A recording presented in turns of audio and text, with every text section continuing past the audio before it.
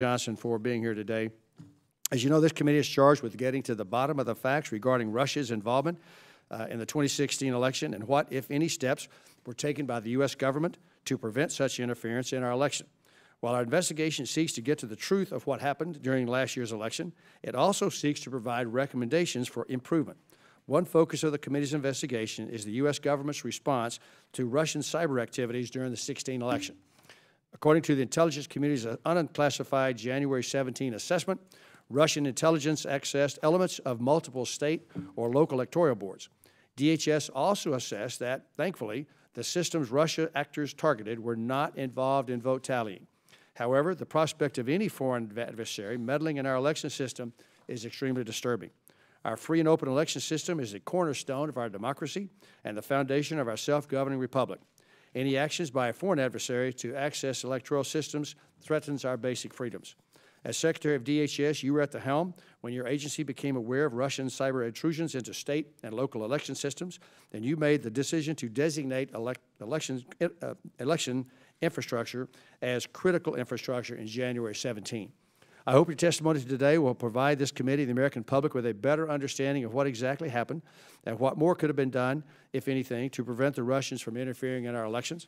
And while I commend your efforts to address a cyber threat emanating from Moscow and successfully safeguard the integrity of our vote tallying systems, it's troubling that DHS and other agencies did not respond more quickly to the Russian hacking. We're also here to talk about the future. Given all that we know about the growing threat posed by cyber intrusions, why did our election systems remain so vulnerable? What more can be done to address these weaknesses and vulnerabilities? And I hope you will discuss these challenges and assist the committee in identifying solutions. With that, I recognize the ranking member, Mr. Schiff, for 5 minutes for his opening statement. Thank you, Mr. Chairman, and thank you, Mr. Secretary, for your extraordinary service to the country. 3 months ago, during the committee's first open hearing, former FBI Director James Comey revealed for the first time that he'd opened a counterintelligence investigation last July to determine whether any U.S. persons associated with the Trump campaign had coordinated or colluded with the Russian efforts to interfere in our election. Last month, we heard from former CIA Director John Brennan, who helped us to understand what the Russian government did, how they did it, and what motivated them. He testified that information he was seeing concerned him so greatly that he feared some Americans could be suborned to the Russian cause and began sending counterintelligence leads to the FBI for investigation.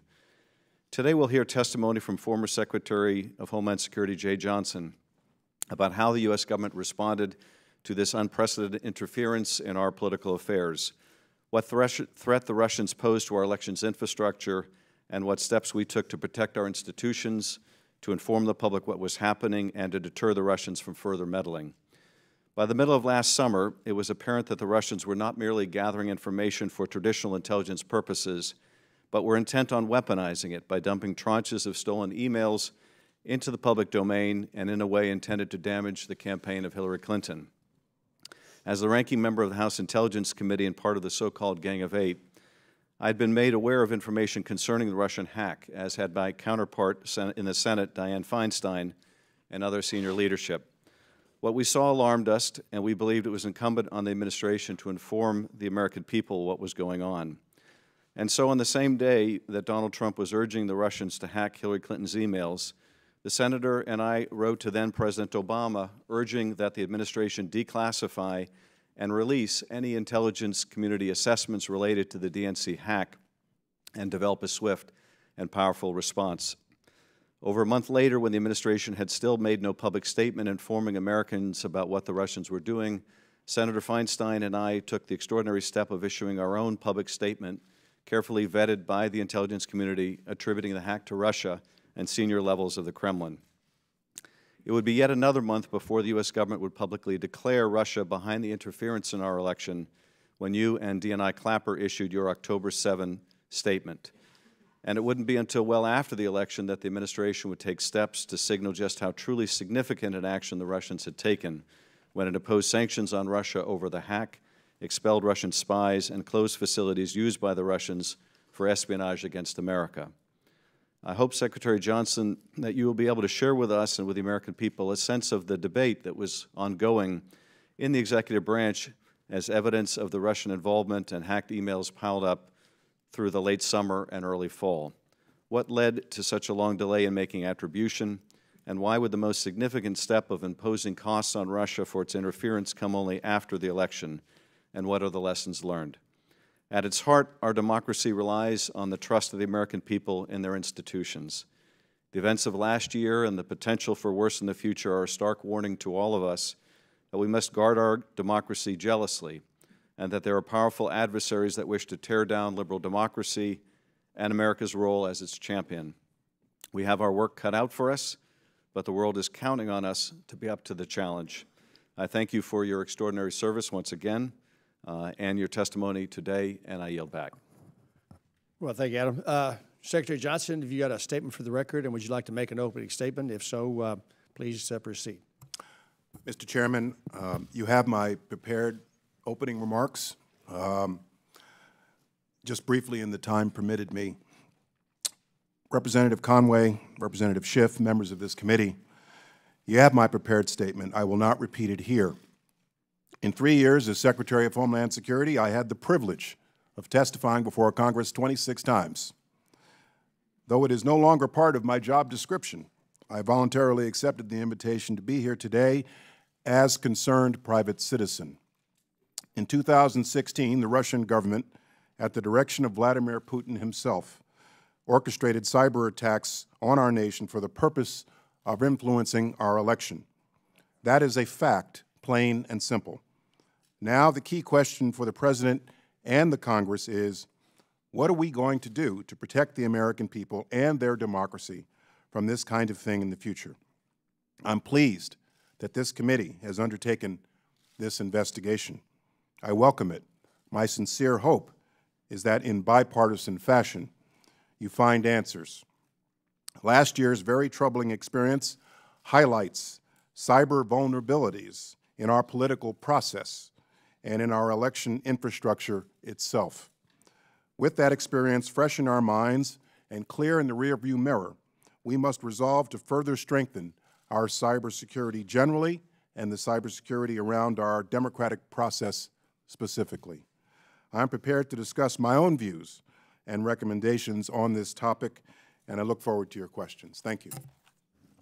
Thank you, Mr. Secretary. I recognize myself for 7 minutes. Again, thanks for being here this morning. A lot of questions will be asked, a lot of the details. Can we start kind of a top-level kind of conversation about DHS's mission with respect to cyber, particularly given how intertwined it is with respect to voter registration, voting, vote tallying, all those kind of good things, and also, if you wouldn't mind folding into that, what appears to be a delay between when the FBI became aware of things that were going on and what it seems that DHS was informed about things that are going on. So how's the relationship with the FBI relative to this particular infrastructure, either at the time and then maybe going forward? So if you'll kind of weigh in on that, I'd appreciate it. A couple of things, sir. First, I think the roles of the federal agencies in cybersecurity spelled out pretty clearly last year in PPD 41. Basically, law enforcement, the FBI is responsible for threat response. DHS is responsible for asset response. So the crime, law enforcement, FBI, patching vulnerabilities, detecting bad actors in the system, DHS. And the way I'd like to explain it publicly when I was in office was Jim Comey is the cop and I'm the fireman. On a personal level with Jim, we worked very well together. I've known him for 28 years, from the days we were assistant United States attorneys together in Manhattan. And on a personal level, at the top of both agencies, we worked well together. Can I say that down to the field office working level, we were always fully coordinated? No, but I was impressed that day-to-day the process seemed to be working well. Every morning in my intelligence briefing, there'd be an FBI briefer there who was with me to give his assessment, to tell me what the FBI feedback on something was. So there is that. I spelled out in my opening statement, my prepared statement, the first time I recall hearing about the hack into the DNC, and I recalled that it had been some months before I was learning of this, that the FBI and the DNC had been in contact with each other about this. And I was not very happy to be learning about it several months later, very clearly. Well, there's two things, I guess, going on. The DNC hack was at some point in time. What was the delay between the hacks that FBI was aware of, or who found the hacks to the scanning, as you call it, of the various voter registration systems, the attempted intrusions perhaps into the voter records? Who discovered that? And if it was the FBI, then how long was there a delay between that and because using your analogy of the cop and the fireman, that the flames are going up, we need the fireman there first. And so what was that delay between the infrastructure that we're concerned about? My recollection, and part of this is from open source reporting I've read more recently, is that the FBI first discovered the intrusion. That's my recollection. Intrusion of the state systems. Into the DNC. Okay. And I recall very clearly that there was a delay between that initial contact with the DNC and when the report got to me as Secretary of DHS. It may have been that there were others at the staff level in DHS who were privy to this before it filtered up to me in an intelligence report, but that's my recollection. But I was asking, let's ignore the DNC for the time moment. Let's talk about the attempts at scanning or whatever the Russians did with respect to the election systems, voter registration documents. When was that discovered, and who discovered it? And if it wasn't DHS, then what was the lag? My recollection is that the initial scanning and probing around voter registration systems was discovered in late August. Could have been mid, could have been July, but late August in my mind. And my recollection is that once it was discovered, that information came to me and other senior people pretty quickly. Okay. Is there enough of it's one thing for the director and the secretaries to have good personal working relationships. Institutionalizing that's what we're about, because that ebbs and flows with depending on who's in those jobs. Is there is the system of notification between FBI and DHS and that working? Is there any impediments to that not working on its own without the good relationship that you and Mr. Comey had at the time? In my observation, it worked pretty well, but could stand improvement, very definitely. And I think it's incumbent upon the leaders of both organizations to instill that in their workforces. So I think it worked pretty well together in my 3 years, but there were glitches. There were instances where we did not communicate as effectively as we could have. So one of our purposes this morning was to reassure the American public with respect to the 2016 election, and then also, secondly, look at what we do in future elections going forward. You said in your opening statement, or in your prepared remarks, that to your knowledge, there was no vote tallying changes, that no one's vote was, they voted one way and it recorded some other way. Is that still your opinion that with respect to the 2016 election, that the intrusions or attempted, whatever it is the Russians or others did not affect the actual voting itself? Based on everything I know, that is correct. I know of no evidence that through cyber intrusions, votes were altered or suppressed in some way. Okay. The lessons learned in moving forward, you designated the voting system as critical infrastructure. In the remaining time, can you give us kind of a quick snap as to why that was important in your mind? It was important in my mind because critical infrastructure receives a priority in terms of the assistance we give on cybersecurity. That's number one. There's a certain level of confidence, of confidentiality that goes into the communications between critical infrastructure and the department that are guaranteed. And number three, when you're part of critical infrastructure, you get the protection of the international cyber norms. Thou shalt not attack critical infrastructure in another country. And so those were the principal reasons to do this. There are 16 sectors already that are considered critical infrastructure. And in my view, this is something that was sort of a no-brainer. And in fact, probably should have been done years before. And I'm pleased Secretary Kelly has reaffirmed it. Reaffirmed it. Does that include the parties and the related infrastructure around candidates, or is that just the mechanics of voting itself? If you read the way I wrote the statement on January 6th, it's pretty much confined to the election process itself, election infrastructure itself, not the not the politicians, not the political parties. All right, thank you. Your time has expired. Recognize the ranking member for 7 minutes. Adam? Thank you, Mr. Chairman. Mr. Secretary, in the late summer of last year, it became apparent that the Russians were doing more than gathering foreign intelligence, that they were in fact dumping it in a way designed to potentially influence outcomes, not by affecting the vote machines necessarily, but by affecting American public opinion with the dumping of these emails. So that's happening in late summer, mid to late summer. Why did it take the administration so long to make a public statement that a foreign adversary was trying to influence the American election? The statement didn't come until October. Why did we wait from July till October to make that statement?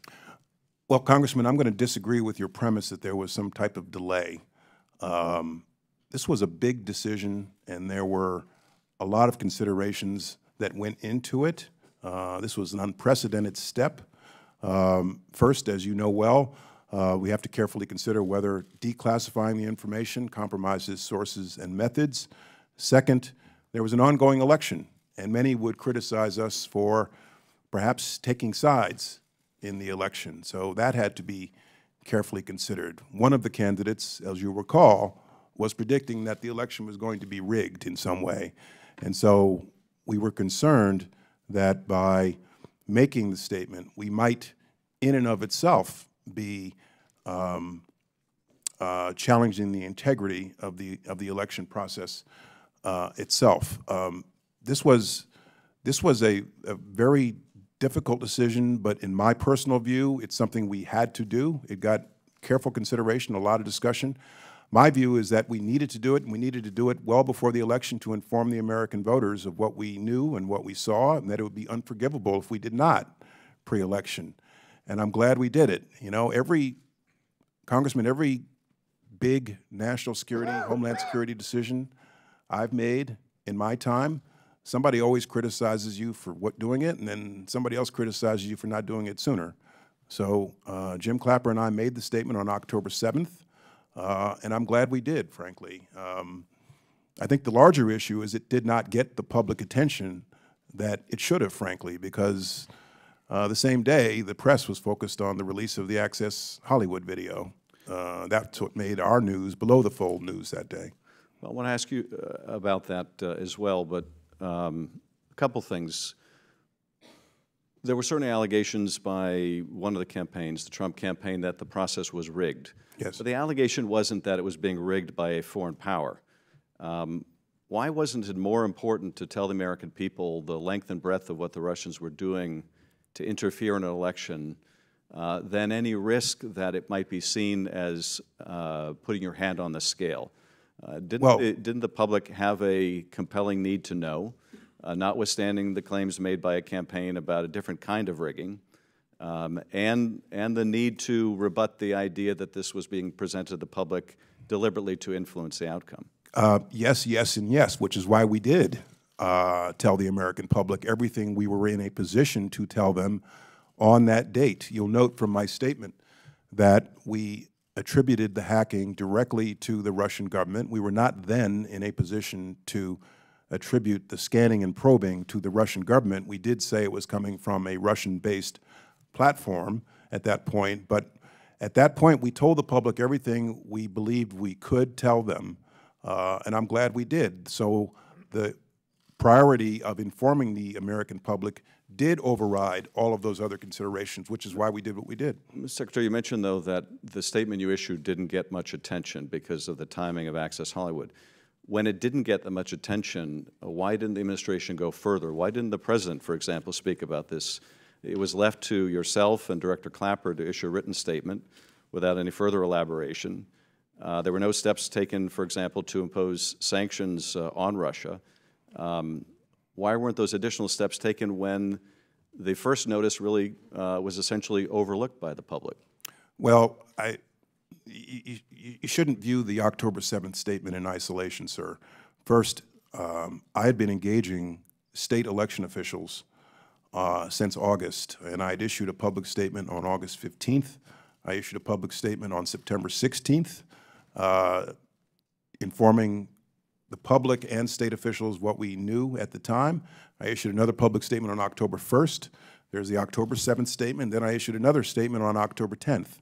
So this was an ongoing effort to inform the public about everything we were in a position then to tell the public. It wasn't just the October 7th statement. Now, that October 7th statement was notable in another way in that it didn't include James Comey's signature as the agency that would be foremost, have the foremost responsibility for the forensics of attribution. Why wasn't Director Comey's signature on that statement? Well, the thinking was that a statement should come from the intelligence community, and Jim Clapper then sat atop the intelligence community as the DNI. Separately, we wanted to put out a statement from DHS about what state election officials can do about this, and again, encourage them to come to us. At some point in the discussion, Jim and I decided to just make it a joint statement, and that's what happened.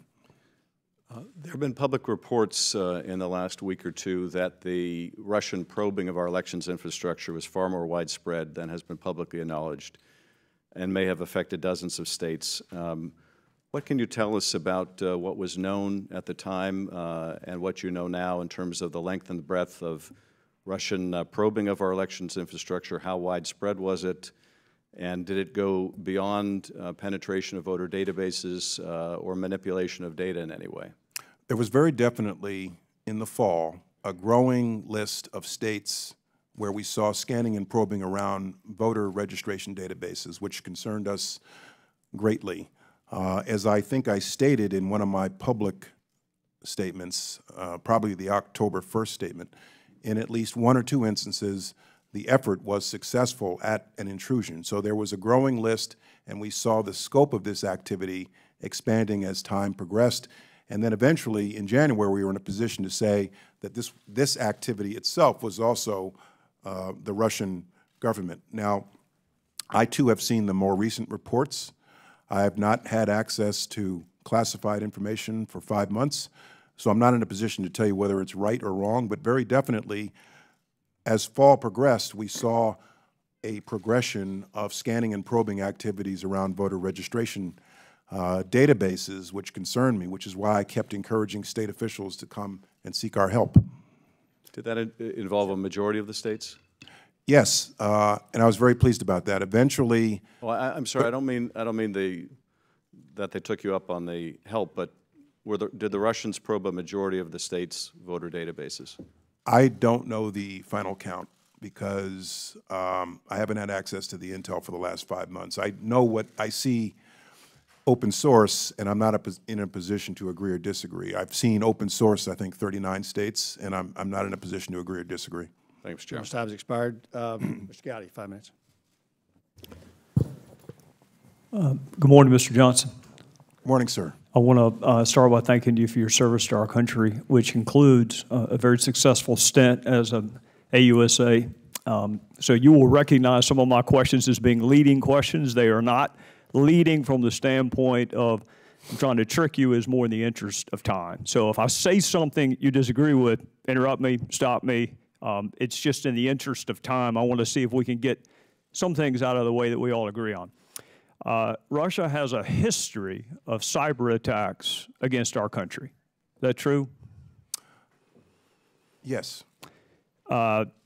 In the parlance of our former jobs, Russia would be considered a career offender as it comes to seeking to undermine the foundations of our republic. They are constantly trying to attack the foundations and firmament of our republic. Is that fair?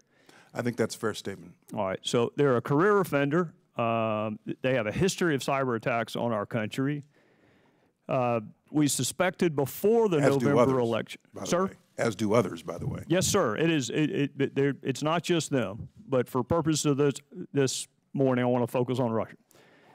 We suspected before the November elections that they might attack our voting infrastructure. Is that fair to say? Yes. In fact, you warned that they were going to do so. I was very concerned that they would do so, which is why I kept issuing all these public statements. Yes, sir. All right. At the time you separated from service in January of 2017, you have seen no evidence that the Russians were successful at changing voter tallies or voter totals. Correct.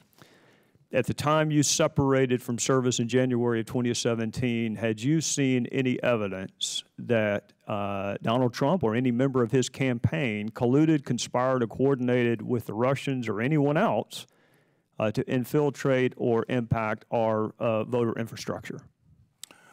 Not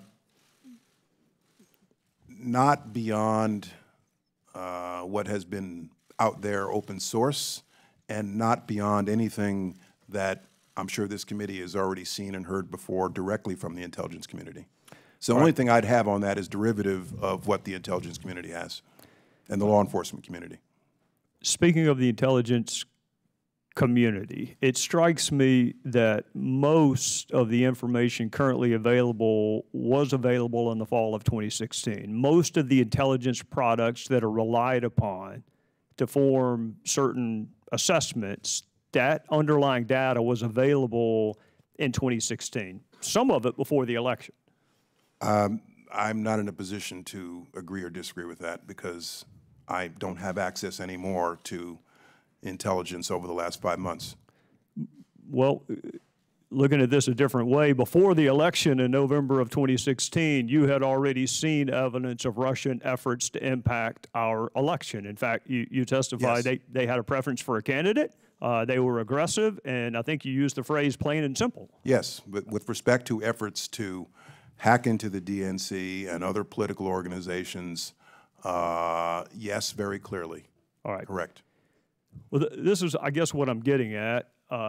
They're a career offender when it comes to attacking the foundations of our republic. They have a history of cyber attacks on our country. You warned before the elections that they may attack our voting infrastructure. After the election, President Obama took steps to target Russia, and you took steps to consider our voting apparatus to be critical infrastructure. Given what we knew before the election, what more could we have done and should we have done? We weren't surprised that Russia was doing this to us. They always do it to us. So what more could we have done, should we have done before the election? Well, hindsight is brilliant. Hindsight is 20/20. I'll preface my answer by saying I think it was unprecedented, the scale and the scope of what we saw them doing.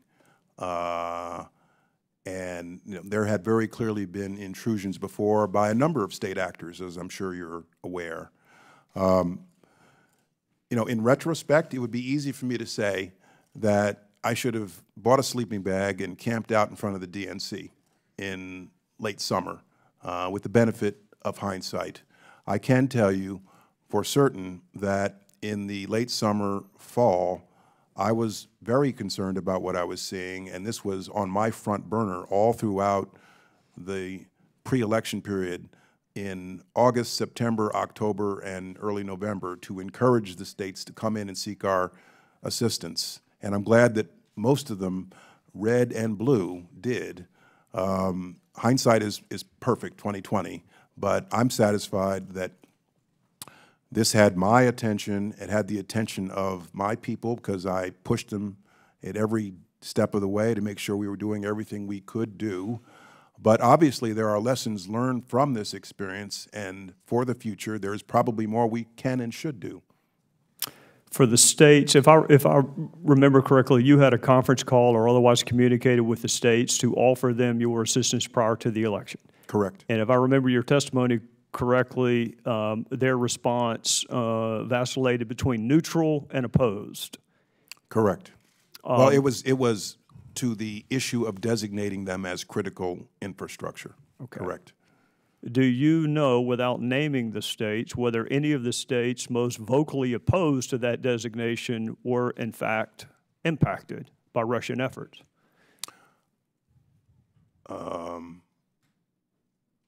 I'd have to look at both lists. If you're saying impacted, were those states that had their voter registration databases scanned and perhaps infiltrated? I'd have to look at both lists, sir. I don't have that information off the top of my head.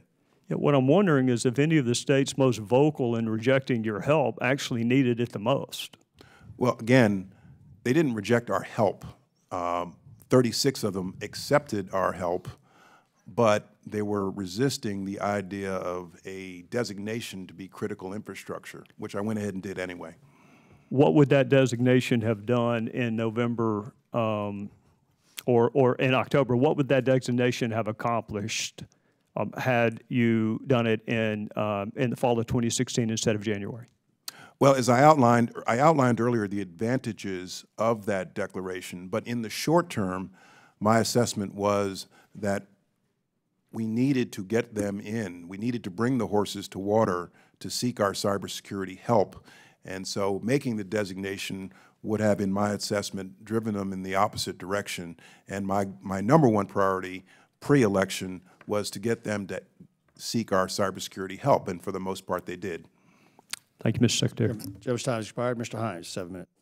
Thank you, Mr. Chairman. I'll begin by yielding a moment to the ranking member. Thank you, Mr. Himes. Just a quick follow-up.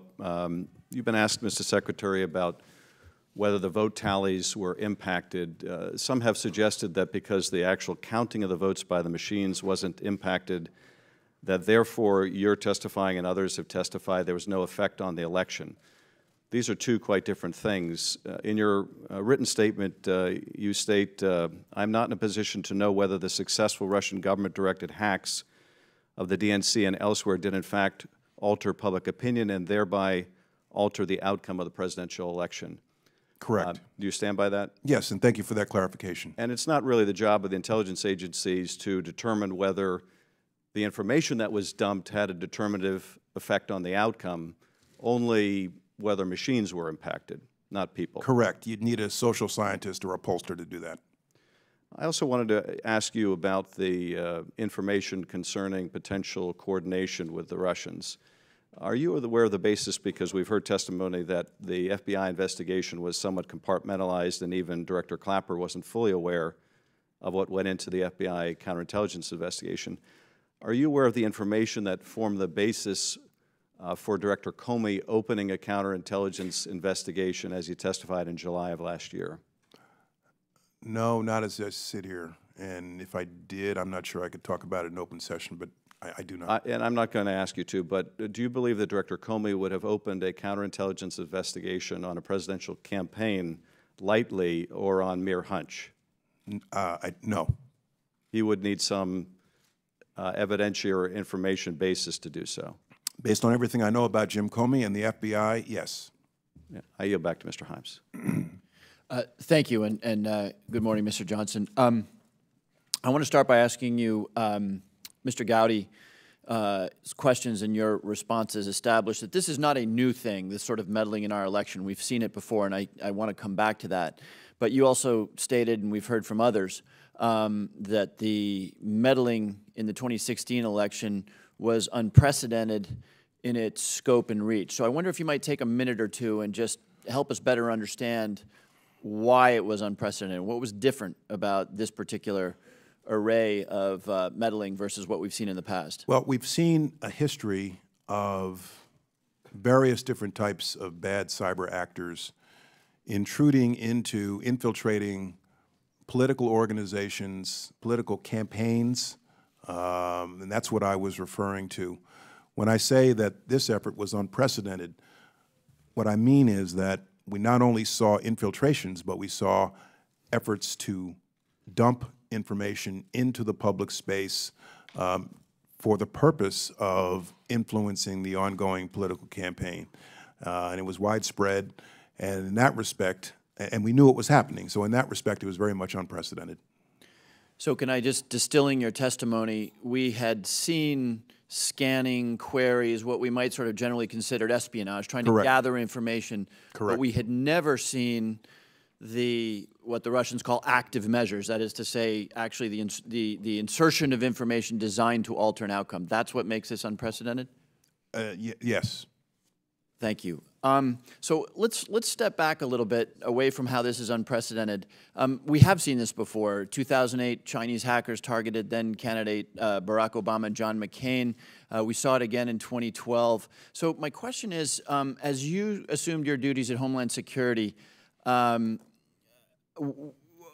were we thinking about this? Were we thinking about this issue in a constructive way prior to the last election? Good question. It became a front burner item for me in summer 2016.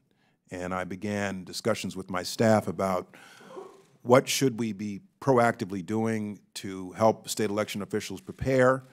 I was pleasantly surprised to know that there was an Election Assistance Commission and that DHS had collaborated with that, and that there had been an ongoing dialogue through the EAC, through state secretaries of state, going back to election cycles past. But this was now becoming a matter for me as the Secretary of Homeland Security, so it was becoming front burner for me in the summer of 2016. But there had been that ongoing dialogue. So summer 2016, this becomes front burner, implying that prior to summer 2016, this had been back burner. What was the catalyzing event that moved it from back burner to front burner? For me personally, it was the reports we were receiving about efforts to intrude into the DNC and the emerging intelligence picture. Okay. Let's get a little more granular here. Becomes a front burner issue. Were there certain parts of the process at the time, the voting machines, the political party databases, the politically associated organizations that we understand may have been probed that you thought were particularly vulnerable at the time? Voter registration databases. In the course of learning about this issue myself, I took a look along with my staff at the practices in the different states. They tend to vary, but for the most part, there are redundancies in the system, and most of it exists off the internet in terms of collecting votes, reporting votes. There are a few states where it does not, but the states, with some DOJ Election Assistance Commission help, have been engaging in some best practices, but they tend to vary all over the lot. But what we were most concerned about and what we were seeing were efforts at compromising voter registration databases. Okay. You said something that in my very limited time I don't want to let drop. You said you thought that there is more that we could and should do to address this issue. Can you just elaborate on, if you were still Secretary of Homeland Security, what would your recommendations be at this point? A number of things. One, I would, as a Congress, think about grants to state election officials to help them harden their cybersecurity. I would raise awareness among state election officials, as well as, public in general, employees of state governments, raise awareness about the evils and the hazards of spear phishing.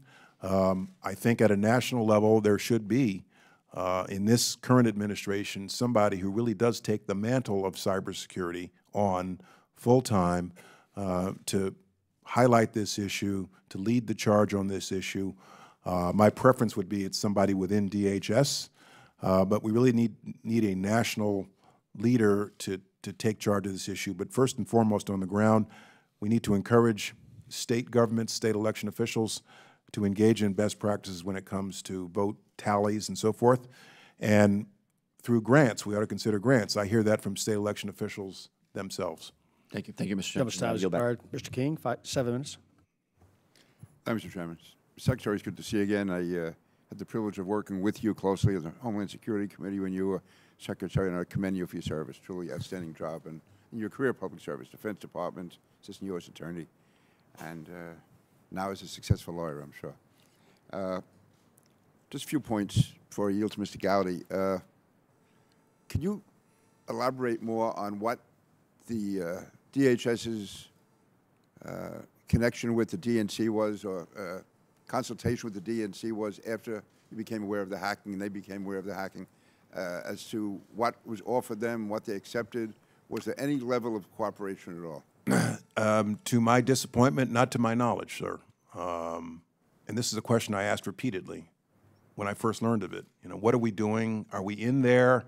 Are we helping them discover the vulnerabilities? Because this was fresh off the OPM experience. And there was a point at which DHS cybersecurity experts did get into OPM and actually help them discover the bad actors and patch some of the exfiltrations, or at least minimize some of the damage. And so I was anxious to know whether or not our folks were in there. And the response I got was FBI had spoken to them. They don't want our help. They have CrowdStrike, the cybersecurity firm. And that was the answer I got after I asked the question a number of times over the progression of time. Now, that was, I assume, totally different from the reaction you got from OPM. The OPM effort, we were actually in there on site helping them find the bad actors. Do you know who it was at the DNC who made that decision, or who was making I the don't. resistance? No. Do you know if the FBI continued to try to help, try to assist? I've read in the New York Times about those efforts sometime earlier this year. I moved to strike all references in the New York Times.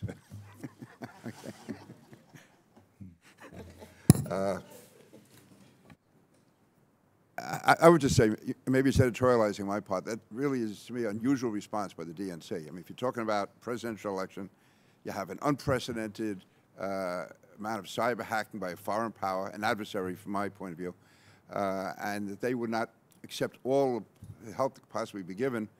Especially, I mean, it's not as if, not that you would be partisan or anyone else, but it's not even like it was a Republican administration trying to intrude into the DNC. This is a impartial governmental entity, FBI, DHS, and they didn't accept it. I just find it very hard to, to comprehend. Well, my interest in helping them was definitely a nonpartisan interest. I know that, yeah. And I recall very clearly that I was not pleased that we were not in there helping them patch this vulnerability. The nature of when you're dealing with private actors and even political organizations, DHS does not have the power to issue a search warrant or get a search warrant and go in and patch their vulnerabilities over their objections. Moving ahead, was there any significant intelligence or information that came about after the election that was not available before the election? In other words, if there was so much out there, if the administration was so concerned, why was it that suddenly after the election seemed, so much serious action was taken? The sanctions, well, sanctions in particular, and also the public statements by the president, by the intelligence community, coming out, really coming on strong. And yet, I didn't see what was present after the election that wasn't there before the election. Well, I'm going to disagree with your premise, sir. We did, before the election, 1 month before the election, formally and very publicly accuse the Russian government of doing this in pretty blunt terms, uncommon for the intelligence community. That statement was pretty blunt in saying we know the Russian government is doing this based on the picture we saw at the time. The picture continued to build upon itself as time progressed. There was more we knew about the Russian government's efforts at scanning voter registration databases. You recall the October 7th statement says we were not then in a position to attribute that to the Russian government, but the picture got clearer as time progressed. But on October 7th, we issued a very clear declaration based upon what we knew at the time, that the Russian government was behind the hacks of the DNC. I'm not at all being critical of you. I'm just saying that it seemed if the It administration... just didn't get the attention that I would have preferred to get, because we're in the midst of a campaign where the press and the voters are focused on lots of other things, like 11-year-old videos. I'm thinking more about the administration, all the power they have, because in December we had this drumbeat of stories coming out, one after the other, some open, some being leaked, and then you had sanctions being issued. It seemed that all the power and mobilization of the administration to get that story out came after the election into December and early January. And between October 7th and Election Day, there was very little. And as you say, the October 7th statement was overshadowed by the other incidents that were occurring at the time. So I think you did what you had to do, but I'm just saying I'm just still concerned, not concerned, but Well, the very that's why the definitely, administration did. the October 7th statement was an administration statement. That was the result of an intelligence community assessment. The President approved the statement. I know he wanted us to make the statement. So that was very definitely a statement by the United States government, not just Jim Clapper and me. No, but in the reality, though, most American people were not fully aware of it. In view of all else was going on, I just would have thought during that 32 days, if they had done as much during that 32 days, from October 7th to November 8th as they did in December and January, I think the American people would have been a lot better informed when they went to the polls. And I'm just... Well, you know, I can tell you, that's why I they issued do it. statements on September 16th, October 1, October 7, October 10, about what we saw. You did your job. specifically I'm directed not to questioning state you in election any way about officials. that. I'm really asking about the administration overall. And with 30 seconds, Dre? Just real quickly, if I could get you to put on your old hat for a second.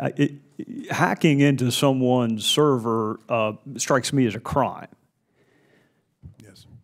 So the DNC was the victim of a crime. I'm trying to understand why the victim of a crime would not turn over evidence to you and Jim Comey, who were both apolitical and come from apolitical backgrounds. Well, I'm quite sure that at some point in the timeline, they did do that. My point earlier was that in the initial period, I was not satisfied that we were able to get in there ourselves, DHS, to help them identify the bad actor and patch the vulnerabilities. I'm quite sure that at some point, the FBI and the DNC had a dialogue, but you'd have to ask them. Chairman's time expired. Ms. Sewell, 5 minutes. Thank you, Mr. Chairman. I'd like to yield a minute to the ranking member to ask a question. I thank the gentlewoman. I just want to follow up on Mr. King's comments and question because I really agree quite completely with Mr. King. And I'm not saying this as a matter of hindsight. Senator Feinstein and I were saying this in real time as it was going on. Why didn't the President of the United States, and Secretary, you did what you could do, but why didn't the President of the United States, at the time you were making your attribution or thereafter, speak to the American people and say a foreign power is interfering in our affairs? This isn't a Democratic thing, this isn't a Republican thing, this is an American thing, and they need to be rejected and they need to stop. Why wasn't that done? Was there thought given to that? Why was that course rejected? Well, again, Congressman Schiff, we did make the statement, and we were very concerned that we not be perceived as taking sides in the election, injecting ourselves into a very heated campaign, and so, or taking steps to themselves delegitimize the election process and undermine the integrity of the election process. And so we considered all those things, and the decision was made that the Director of National Intelligence and the Secretary of Homeland Security should together make this statement. And there were public statements made by various administration officials, including myself, all through the campaign season, pre-election, to the same effect.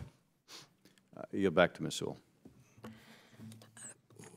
Secretary Johnson, welcome. Again, thank you for your years of service to this great nation. I'd like to talk about attribution.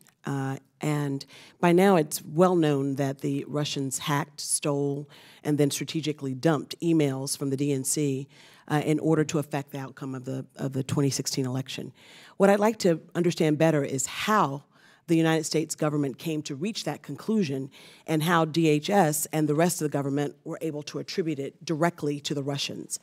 So according to the Declassified Intelligence Community Assessment released in January of 2017, we noted that Russian intelligence assessed, quote, assessed elements of multiple state and local electoral boards. And that seems pretty clear. Mm-hmm. How does one go about attributing that to the Russians? What kinds of information, signatures, or cyber activity would you be looking for in order to make that attribution?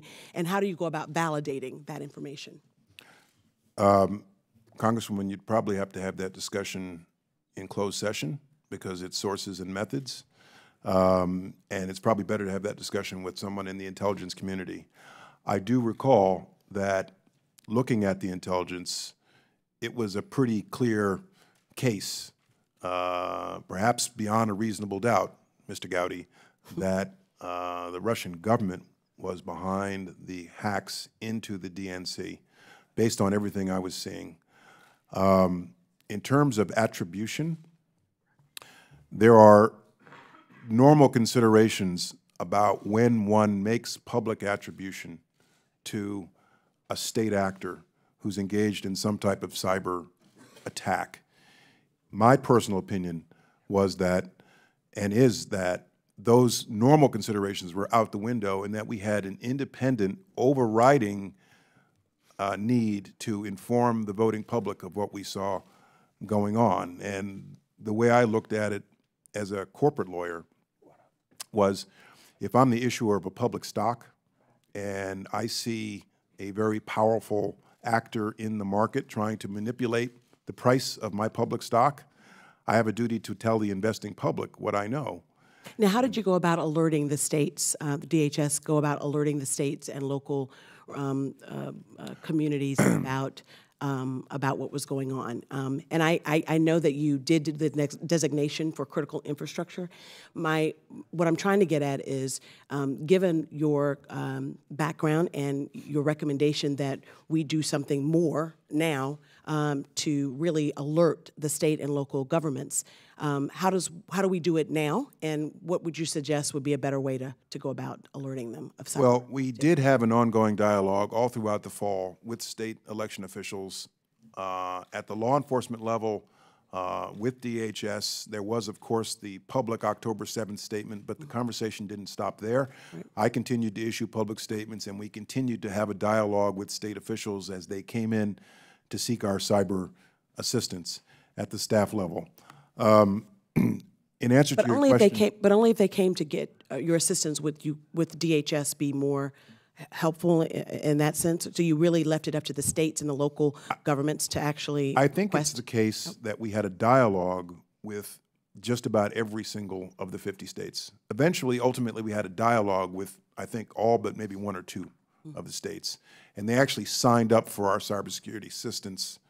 There were 36, along with a whole lot of counties and cities that actually signed up for our assistance. But we were pushing information out the door to everybody as often as we could. But in answer to your question, I think that the states are, one thing I discovered in this conversation, state election officials are very sensitive about what they perceive to be federal intrusion into their process. I heard that firsthand, over and over. This is our process. It's our sovereign responsibility. We're not interested in a federal takeover. And they were very Doesn't the federal government have an interest in the integrity of these elections? I think the American public, the nation, has an interest in the integrity of the election, and I think you federally elected officials have an interest in the integrity of the elections that result in you sitting here, yes.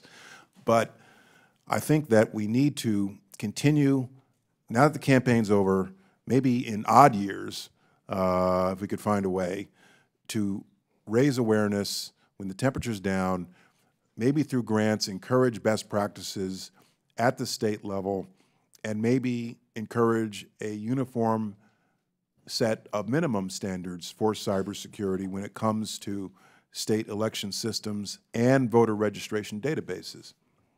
Thank you. Gentlelady's time has expired. Mr. Lobiondo, 5 minutes. Thank you, Mr. Chairman. Mr. Secretary, thank you for being here. Thank you for your service. Some of this may be a little bit redundant, but I'm trying to really better understand how all the different entities have come together. Can you briefly summarize DHS' role in cyber defense? To summarize it, we are the agency of the U.S. government responsible for asset response, so responsible for working with other federal agencies and the private sector in identifying vulnerabilities, patching vulnerabilities, raising awareness, and because of the help we got from Congress, we are the principal portal through which information from the private sector should pass to the U.S. government. So that's it in a summary. And with that in mind, can you briefly tell us DHS's role in sharing cyber threat indicators, how that works? On my watch, it was the and this is an acronym, the NCIC, the National Cyber Communications Integration Center, is the place designated to receive cyber threat indicators and report them. Okay. Switching gears a little bit, based on what you know now, what would you have done more or differently in response to the Russian cyber attack of the 2016 election? Well, with the benefit of hindsight, there is always more things you can say to yourself, I should have done. Like I said earlier, with the benefit of hindsight, perhaps I should have camped out at the front door of the headquarters of the DNC. But at the time, knowing what we knew and wrestling with all of the considerations we had, I can tell you that this was very much a top priority for me, because none of us knew how this was going to come out and how far the Russians were going to go in their efforts. And so I can tell you, with the benefit of hindsight, that this was a top priority for me. And virtually every day during the campaign season, I was questioning my own staff about, are we mobilized? Are we energized enough to do what we need to do? Have we set up a crisis response center on election night, which we did? At one point, and I said this in my prepared statement, I picked up the phone and called the CEO of Associated Press, that has and has had for years the responsibility for election night reporting, to make sure that their systems were satisfactory. And I was satisfied that they have enough redundancies in their system as well. So this was something that was, very much uppermost on our minds in the run-up to the election. Okay. So thinking ahead to 2018 and 2020, what scenarios, two-part question, what scenarios most concern you, and what recommendations do you have for us that we should do that maybe is something that's not in place now? Well, The scenarios that most concern me about the integrity of elections are not necessarily cybersecurity related, but in the cybersecurity realm, what I do worry about are the vulnerabilities around state voter registration databases. And we saw those vulnerabilities last fall. And so I think there needs to be more done to secure voter registration databases so that that information doesn't get out in the open. So from a congressional approach, somehow grants to states for databases or anything specific you recommend? I know that the state election officials are very sensitive to and would oppose, likely, federal standards for how they should run their elections. It was very hard to bring about. I remember the debate about HAVA in 2002. So I would use the carrot approach instead of the stick approach and encourage them through grants to bolster their own cybersecurity. And what specific policy changes, if any, would you recommend to your successor, Secretary Kelly? In addition to all the things we've just discussed, I think it's important that Secretary Kelly or the Undersecretary for NPBD really take this on as a front burner issue. When I came into office in 2013, I viewed counterterrorism as the cornerstone mission of DHS. And then after a time, when I got a sense of the threat environment, I realized that cybersecurity needed to be the other cornerstone, needed to be the other top priority of our department's mission. It's going to get worse before it gets better, and bad cyber actors all the time are more and more ingenious, more tenacious, and more aggressive. And so I would urge Secretary Kelly to make this one of his top 1 or 2 priorities. Yeah, thank you. I yield the balance of my time to Mr. Gowdy. I thank the gentleman. Director Johnson, I don't want to beat a dead horse, but I do think it's important. The last time you and I talked, I wasn't 100% sure, but I've since had it confirmed. The DNC never turned the server over to law enforcement. So twice now you have said that you could have camped out in front of the DNC, and I would say in defense of you, it wouldn't have made any difference if you had, because they weren't going to give you the server. So if you're investigating, either from a law enforcement or from an intelligence standpoint, the hacking by a foreign hostile government, wouldn't you want the server? Wouldn't that help you, number one, identify who the attacker was? And if memory serves me, this was early in the summer of 2016 when we learned of the DNC hack. So if they had turned the server over to either you or Director Comey, maybe we would have known more, and maybe there would have been more for you to report. So I guess what I'm asking you is, why would the victim of a crime not turn over a server to the intelligence community or to law enforcement? I'm not going to argue with you, sir. That was a leading question, and I'll agree to be led. Jim's time has Thank you. expired. Mr. Carson, 7 minutes. Oh, excuse me, just hang on, Andre. My general counsel has informed me that our unanimous consent order to extend the conversation for 7 minutes per member is only good for an hour. So I ask unanimous consent that each member has 7 minutes to question the witness, and hearing no objections, we'll continue down that path. Mr. Carson, 7 minutes. Thank you, Chairman. Thank you, Mr. Johnson, for your service to our country. We've heard since last year about Russian bots that were released on the internet, generating and disseminating fake news on social media platforms. As far as you understand, sir, how do these bots work, and how did we come to discover them, and how effective were they in basically shaping opinions, and how do they interact with social media to make their campaign most effective? Congressman, you're really testing me here. You're a brilliant man, level sir. to a technical level that there are others who could sit here and give you a much better answer. It's hard to know. I mean, the activity you've cited, I know, is prevalent. Sure. It is hard to know to what extent it influences public opinion. Like I said earlier about the election result, it is hard to know to what, it is not for me to know to what extent the Russian hacks influenced public opinion and thereby influenced the outcome of the election. Okay.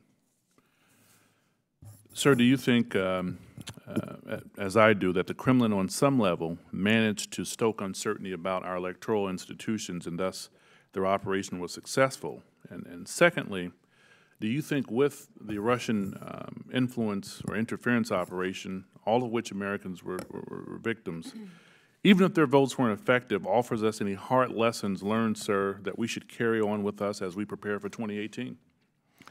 Well, certainly if the Russian aim of what they did was to distract us and divert us from the business of government,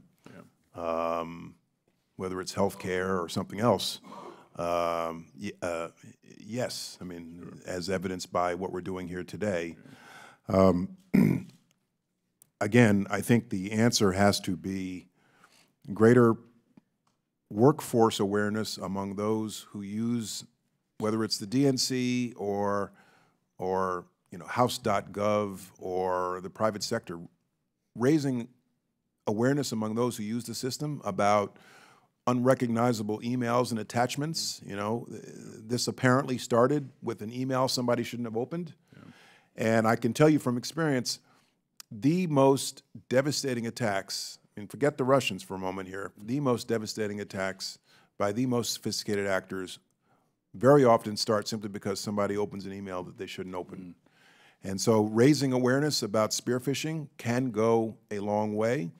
And as I said earlier, encouraging those who are responsible for our democracy in ensuring that their cybersecurity is protected, and they've done what they need to do. Thank you, sir. Keep up the great work. Mr. Chairman, I yield back. I yield to the ranking member at this time. I thank the gentleman. Just to follow up on the DNC, and I know my colleague, Ms. Spear, will have some questions about that too.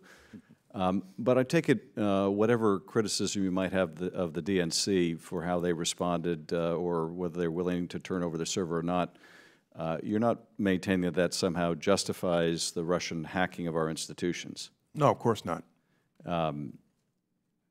Because I think there's a tendency, as in many cases, to blame the victim over their victimization. The DNC was a victim here, were they not? Correct, yes. There's a lot we're going to have to probe in terms of the government response as well as the DNC's. The primary actor that interfaced with the DNC, would it have been DHS or would it have been the FBI? Well, in a perfect world, it would be both of us. It would be law enforcement and asset response. So it would be DHS, law enforcement, and, when necessary, the intelligence community. And there have been cases where we have worked well hand in hand together, law enforcement and Homeland Security, addressing a situation. One of the reasons I raise this issue is, and one of the reasons I think the public nature of these hearings is so important, is the Russians are among the most capable cyber adversaries in the world, are they not? Yes. And for the most part, if the Russians want to get into the DNC or the RNC, they're going to find a way to get in. Would you agree with that? I tend to be not that fatalistic, especially in my old role, but it's a, you know, it's like saying, you know, sooner or later there's going to be another act of violence in this country. But you can minimize the vulnerabilities and the opportunities through a number of steps that can be taken. Without question, but nonetheless, it is a fairly asymmetric battlefield in which it's much harder to defend than it is to be on offense. Correct. I think I said that in my opening statement, yes. And for that reason, would you agree that among the most important things we can do, in addition to improving whatever our cyber defenses are, or how we respond to an intrusion, is to inform the public and, in a sense, inoculate ourselves against further foreign interference by developing a consensus that whoever it helps or whoever it hurts, we will all reject it. Isn't that ultimately the best defense and better than any cyber defense? That is certainly a critical part of a needed response, which is one of the reasons why I felt strongly we should issue the October 7th statement. And I think this was something that President Obama alluded to when he did speak to this after the election, that what in fact made this hack so successful for the Russians was that they were able to play on the deep divisions within our own politics and exploit that division to sow discord within the United States. Would you agree? I would. Yeah, I don't disagree with that statement, and you know, certainly the rhetoric of the campaign contributed to that as well. I thank you, Mr. Chairman. Now yield back. Jimmy yields back. Dr. Winch, 7 minutes. Thank you, Mr. Chairman. Thank you, Mr. Johnson, for being here. I appreciate it. Good morning. You know, we're here to get some lessons learned and a path forward, and hopefully we can do that on a united front. And I appreciate your insights here today. When you came in 2013, that's obviously after an election. Were you given information on previous attempts in previous elections, say in 12 or 8 or 4, and the kind of things that take place? Because it's been said many, many times, Russia, for example, they've been trying to do this type of stuff in any way they could since the Soviet Union. So were you given any kind of background to maybe help you? Well, I was certainly role? aware, not just from my experience at DHS, but from my experience as the General Counsel of the Defense Department, that there had been nation-state efforts at espionage, for the most part, into various political organizations and campaigns. Yeah, and I'm pleased to see that you have agreed with Secretary Kelly to make cyber top priority, and that's probably very good advice. During this process, was it ever reported, were there attempts on the RNC, for example, with fishing expeditions, spearfishing. Was any of that reported anywhere else or any other agencies that are involved with elections? Yeah. So I remember there was a lot of back and forth around the RNC. Sitting here now, my head hasn't been in this for a while, but sitting here now, I remember there was something about the RNC. Somebody could give you chapter and verse on that. But I remember there was something around the RNC too, but I'm not sure what it is sitting right Some now. attempts, at least. Is that what you My recollection here is going to be faulty, and I just don't. It's a knowable question. Yeah, well, thank you. So, you know, we're talking about hacking from an external, a foreign source, and clearly an illegal activity. You look at something like, in trying to influence an election, and you look at something like Access Hollywood. I assume that was legally obtained, but trying to influence an election. I'm not trying to compare the two in any way, shape, or form. What I'm going to is we talk about Russia. We're talking about Russia today, but we're also talking about other countries, as you mentioned before. They are not alone in this process. But do we have domestic concerns as well? We're talking a lot about foreign entities trying to influence our elections through nefarious behavior. Do we have concerns domestically as well that we should be alerted to? Absolutely. Domestically, there are bad cyber actors that would probably have a motive in trying to affect the outcome of an election, as well as, you know, theft, ransomware, host of other things that I think we all know about. Sure.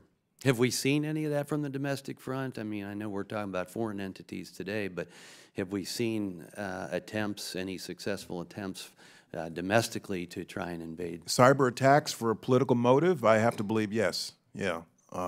Sitting here, I can't list them, but I'm sure there have been. Well, I don't really want you to list them. You all may have been the victims of such things. I'm sure there's been attempts.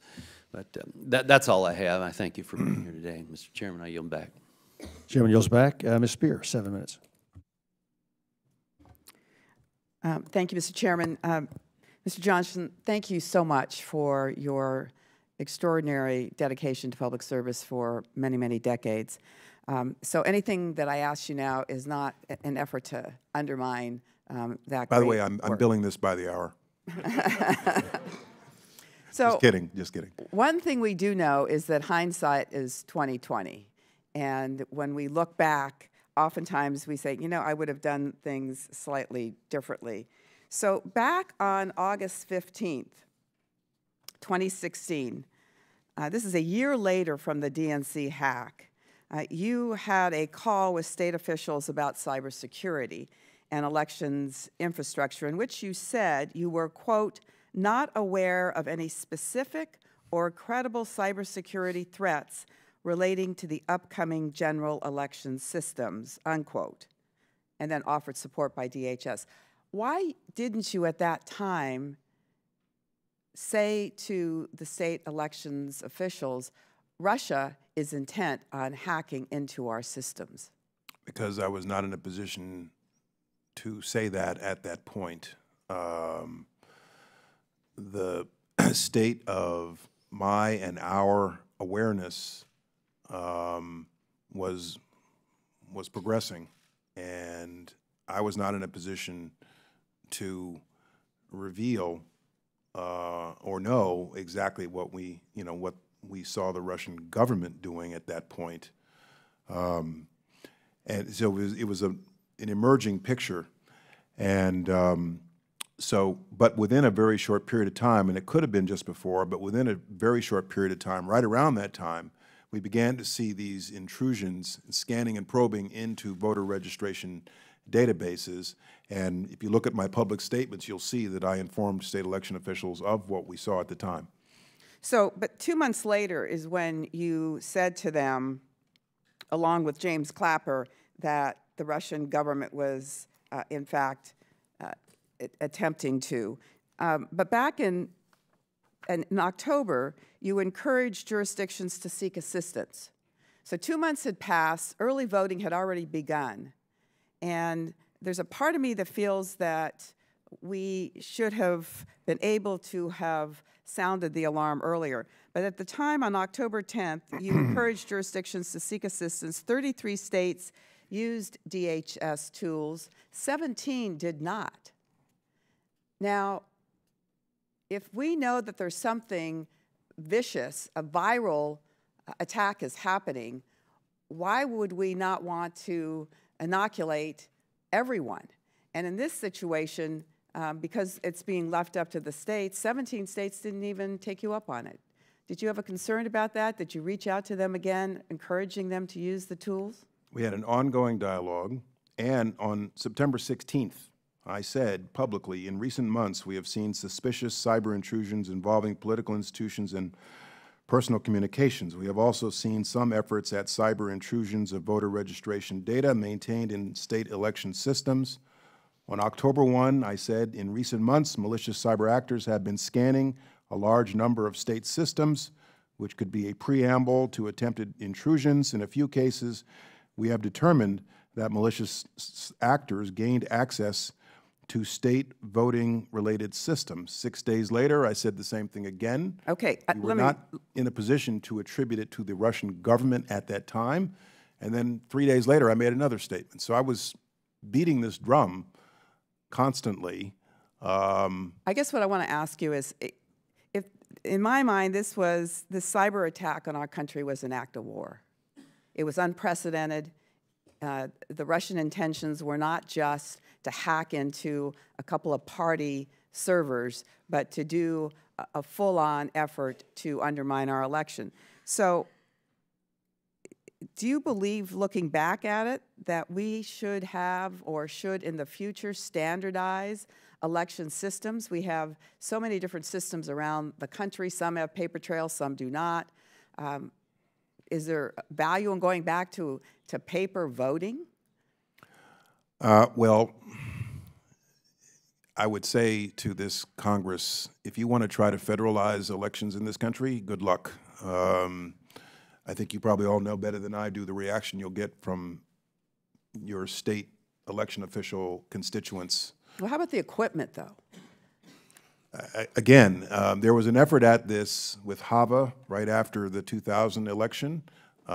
We made some progress, but this is something where I think a carrot over stick approach is best warranted. And so through grants and other means you might have at your disposal, I would encourage state election officials to adopt certain minimum cybersecurity standards. Voter registration lists were infiltrated. We have heard over and over again that we don't believe any of the votes were altered. I want to know how we can be confident that none of the votes were altered, first of all. And the second question is, if in fact that's the case, I don't think any of us should be sanguine in thinking that the Russians won't attempt to alter votes in subsequent elections. Do you agree with that? Well, I've said, based upon what I know of no evidence that votes were altered as a result of cyber attacks. But again, I have not had access to classified information in 5 months. And at this point, you all are in a better position to know the answer to that question than I am. So after the election, did DHS take any steps to determine whether or not the vote had been impacted by Russians? What kind of steps could or would have been taken? No, and I'm not sure I had the authority to do that. I don't. The Department of Homeland Security does not engage in vote recounts, election recounts. There are others that have that responsibility. So what message would you like to send to state and local election officials regarding just how vulnerable their systems are to compromise? I would say that your voter registration databases are very vulnerable to exfiltration, exposure, and that all state election officials, local election officials should undertake an effort to harden their cybersecurity, minimize the exposure of the process to the internet, and that this is serious, and we're not just this is not just an academic exercise. It's a very real threat, and we know because of what happened last year. Thank you. I yield back. Gentlelady's time is expired. Mr. Stewart, 7 minutes. Thank you, Mr. Chairman and Mr. Secretary. Thank you. I join with others and thank you for your service. We had a chance to sit down together last week at a dinner, and I enjoyed that, and I walked away impressed, as I think many people obviously would be. I'm going to ask you a series of questions, if I could, and I got to tell you, they're going to be. I don't think you're going to like them, and I think they're going to be difficult to answer. But before I get to them, I want to set the table, if I could. I was in Moscow last summer. I came home from Russia, and I said, they're going to mess with our elections. And that wasn't based on any particular or specific piece of intelligence. It was just based on common sense and history and the things that we know. Some of them we've been discussing here today. I think we have to agree that this mission, they were overwhelmingly successful. I mean, some KGB captain just got promoted to 4-star general on this mission because it was a resounding success from their point of view. And they have to be thrilled with the outcome. And if success breeds success, and it does, then we have to anticipate that they're going to try and do it again. Not just here in the United States, but as we've seen throughout other Western democracies, because democracies are vulnerable. And I think I want to emphasize this point. Politically divided democracies are particularly vulnerable. And I think that's where we find ourselves. So we ask this question, what do we do? And that's what we've been discussing with you here today. That's the point of this hearing. Frankly, I think that's the primary point of the intelligence process here in this question is, what do we now do? Now, some of that's been diverted from, I think, our primary goal, and some of it's been diverted, unfortunately, by what I think is political grandstanding. So I want to come back to it. What do we do? And now, Mr. Secretary, it leads me to my questions. Yes, we can defend against email hacks, and that's an obvious thing to do. I think we could train people not to be victims of phishing, which is some of the DNC officials were. You can protect voter registration machines. You can protect the voter machines and the registration databases. But this is the difficult part. How do you protect against propaganda? How do you protect against false news stories? How do you protect against internet trolls who we know are paid Russian employees? And the last question, this is a tough one, how do you encourage a gullible press to be more mature in their judgment, more defined in their judgments, rather than play into Russian hands? I think those are the real challenges we have, and if you have views on that, I would love to hear them, because I think that's where we're going to go crossways in the future. All I can say is, wow. Where do I begin? Well, and I appreciate that response, because that indicates your agreement that this is a real challenge for us. Is that true? I would encourage you to look at a speech I delivered at Westminster College in Missouri in September 2015, where I said that I believed it was the responsibility of those who hold public office and seek public office to be responsible in their rhetoric, those who command a microphone. So that's for starters, because overheated rhetoric can hurt innocent people.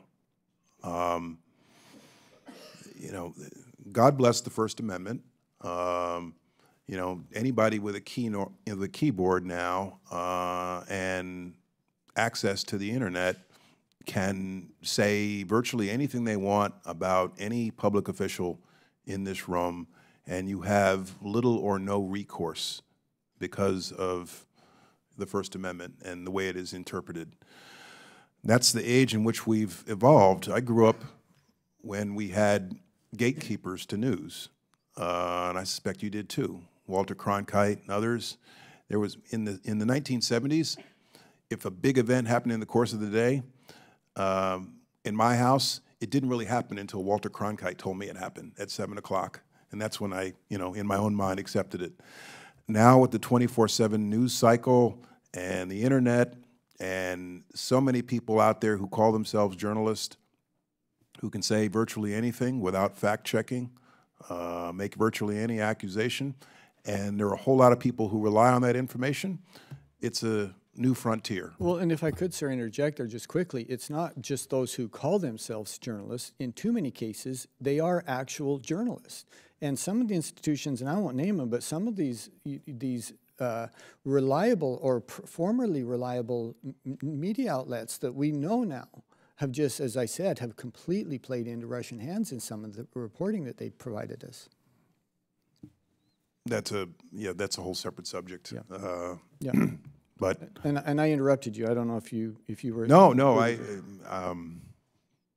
I think my views on this subject are probably shared by lots of members of the committee. All right.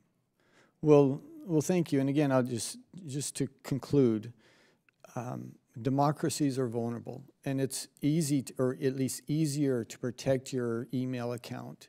It's hopefully achievable that we can protect voting machines. But Russian active measures are relentless. They're pervasive, they're everywhere, and we don't recognize it, or as we've said, too often we play into their hands and make it altogether too easy for them. And we do that to ourselves. And I just think we have to have a conversation with our fellow Americans about, how do we discern what's real and what's not real, and how do we discern what's manipulated and what's not manipulated. And it'll be interesting to see what happens in some European democracies as their elections come up, and in our own over the next few years if we're better at dealing with this. Finally, sir, once again, thank you for your many years of service. We are grateful for that. Let me just add to that in the time remaining. Every time I have an opportunity to sit down with a group of young people, like the interns over here, I always ask the same question: how do you get your news? Because I'm interested to know how young people receive news. And it's not the way you and I grew up receiving news.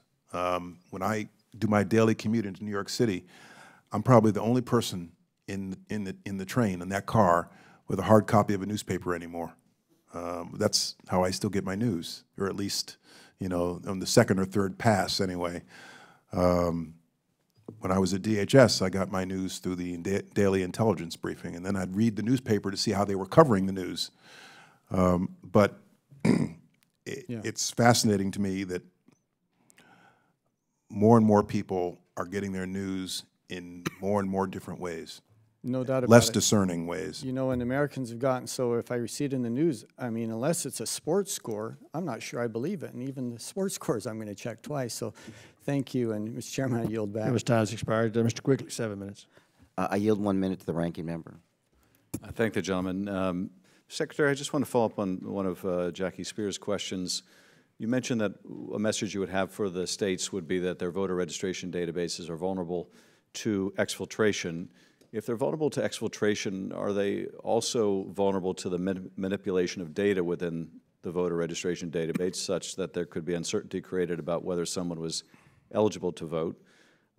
And what's more, even though there wasn't evidence of tampering with the vote counting machines, if those machines are Wi-Fi compatible, if those machines are periodically updated in terms of their software, by thumb drives or through Wi-Fi accessibility, are the machines themselves potentially vulnerable next time? Yes and yes, to both your questions. Thank you, and I yield to Mr. Quigley. Thank you. Thanks again for your service, sir, and thanks for being here. Help me understand last August, to the question that Ms. Spear had touched upon. DHS provided last August a readout of a call you had with the National Associations of Secretaries of State and other election officials, and quote, "You were not aware of any specific or credible cybersecurity threats relating to the upcoming general election systems." At the almost exact same time, the state of Illinois Board of Elections announced that it had been hacked or some variation thereof. Was this one of the reasons for your calls? I mean, what prompted the call if you believe what you said? They're not aware of any specific or credible threats. Well, the state of my awareness was evolving constantly. And the statement I made on August 15th, I'm sure was a very careful statement based upon what I knew at the time. What prompted the call was the general increasing threat environment that we were concerned about. And so I wanted to engage state election officials to encourage them to seek our cybersecurity help and to raise this issue of designating them critical infrastructure. I wasn't going to do that without engaging them first. Let me reference Vice Chairman Senator Warner's letter to Mr. Kelly. And he references, we know that DHS and FBI have confirmed 2 intrusions into voter registration databases in Arizona and Illinois by foreign-based hackers. There was suspicious activity aimed at the election databases of multiple other states. He references, as have others. Could you comment on his request and what your reaction would be? He urges them to work closely with state and local elected officials to disclose publicly which states were targeted to ensure that they are fully aware of the threat and to make certain their cyber defenses are able to neutralize this danger. We are not made safer by keeping the scope and breadth of these attacks secret. I've seen that letter. I don't have it in front of me. I think that what Senator Warner requests is probably a good request. I'm not sure whether DHS itself could provide all the information, but more awareness around this to raise concern about it, I definitely endorse. Well, I guess the question is, why would you ever not want to make that public? We are briefed constantly on public sector and private sector attacks, cyber attacks, and one of the things that's generally known is most of the time on either sector, the entity doesn't even know it's been hacked. Is that correct? That is very often true, but anytime somebody else finds out for them, correct? Anytime you ask somebody to make a public disclosure of this type, you have to balance against that. Are you revealing a vulnerability that I think that has gotten out of the barn and is running around the farm right now. The fact that there may be others out there vulnerabilities. that are not. How many public. states would be left, given the numbers you talked about earlier? Well, the number we've talked about earlier is 39, but that was based on open source reporting. I don't know the exact number. But I'm in general agreeing with what you're asking, whether there should be more public awareness and disclosure around this. And in general, I don't have an issue with that. I mean, to finish the thought, most entities don't know they've been hacked. They've been hacked for a long time before they're made aware, and they're made aware by someone else. I mean, how long? That is true. That can be true, yes. And what's your knowledge of how long it takes before they find out that they've been hacked? It varies. It could be a very long time. The actor can get into the system, be latent, lie in wait, given how some of these groups function. And so we've been informed that, I think they said something like 9,000 entities run a federal election. The degrees of sophistication obviously vary widely. It just reinforces the point I think you're agreeing to here is they need additional resources, but if they don't even know that they've been hacked, how can they possibly know that they need to come to you for assistance? All the more reason why, and I preach this now in my private life, a pre-incident examination of your cybersecurity is definitely worthwhile, because you'll very often discover that you have been hacked and you didn't know it. And I know what you're thinking. This is a guy from Chicago talking to me about election reform. You know, we have a long and colorful history there, but we sure don't want the Russians playing the role. So we appreciate what you. No, cybersecurity is just one aspect of election integrity, very clearly. Obviously, this is the one that worked. Anyway, my time is about up, but I thank you again for your service. Thank you. Jim yields back. Mr. Crawford, 7 minutes. Thank you, Mr. Chairman, and thank you, Mr. Johnson, for being here.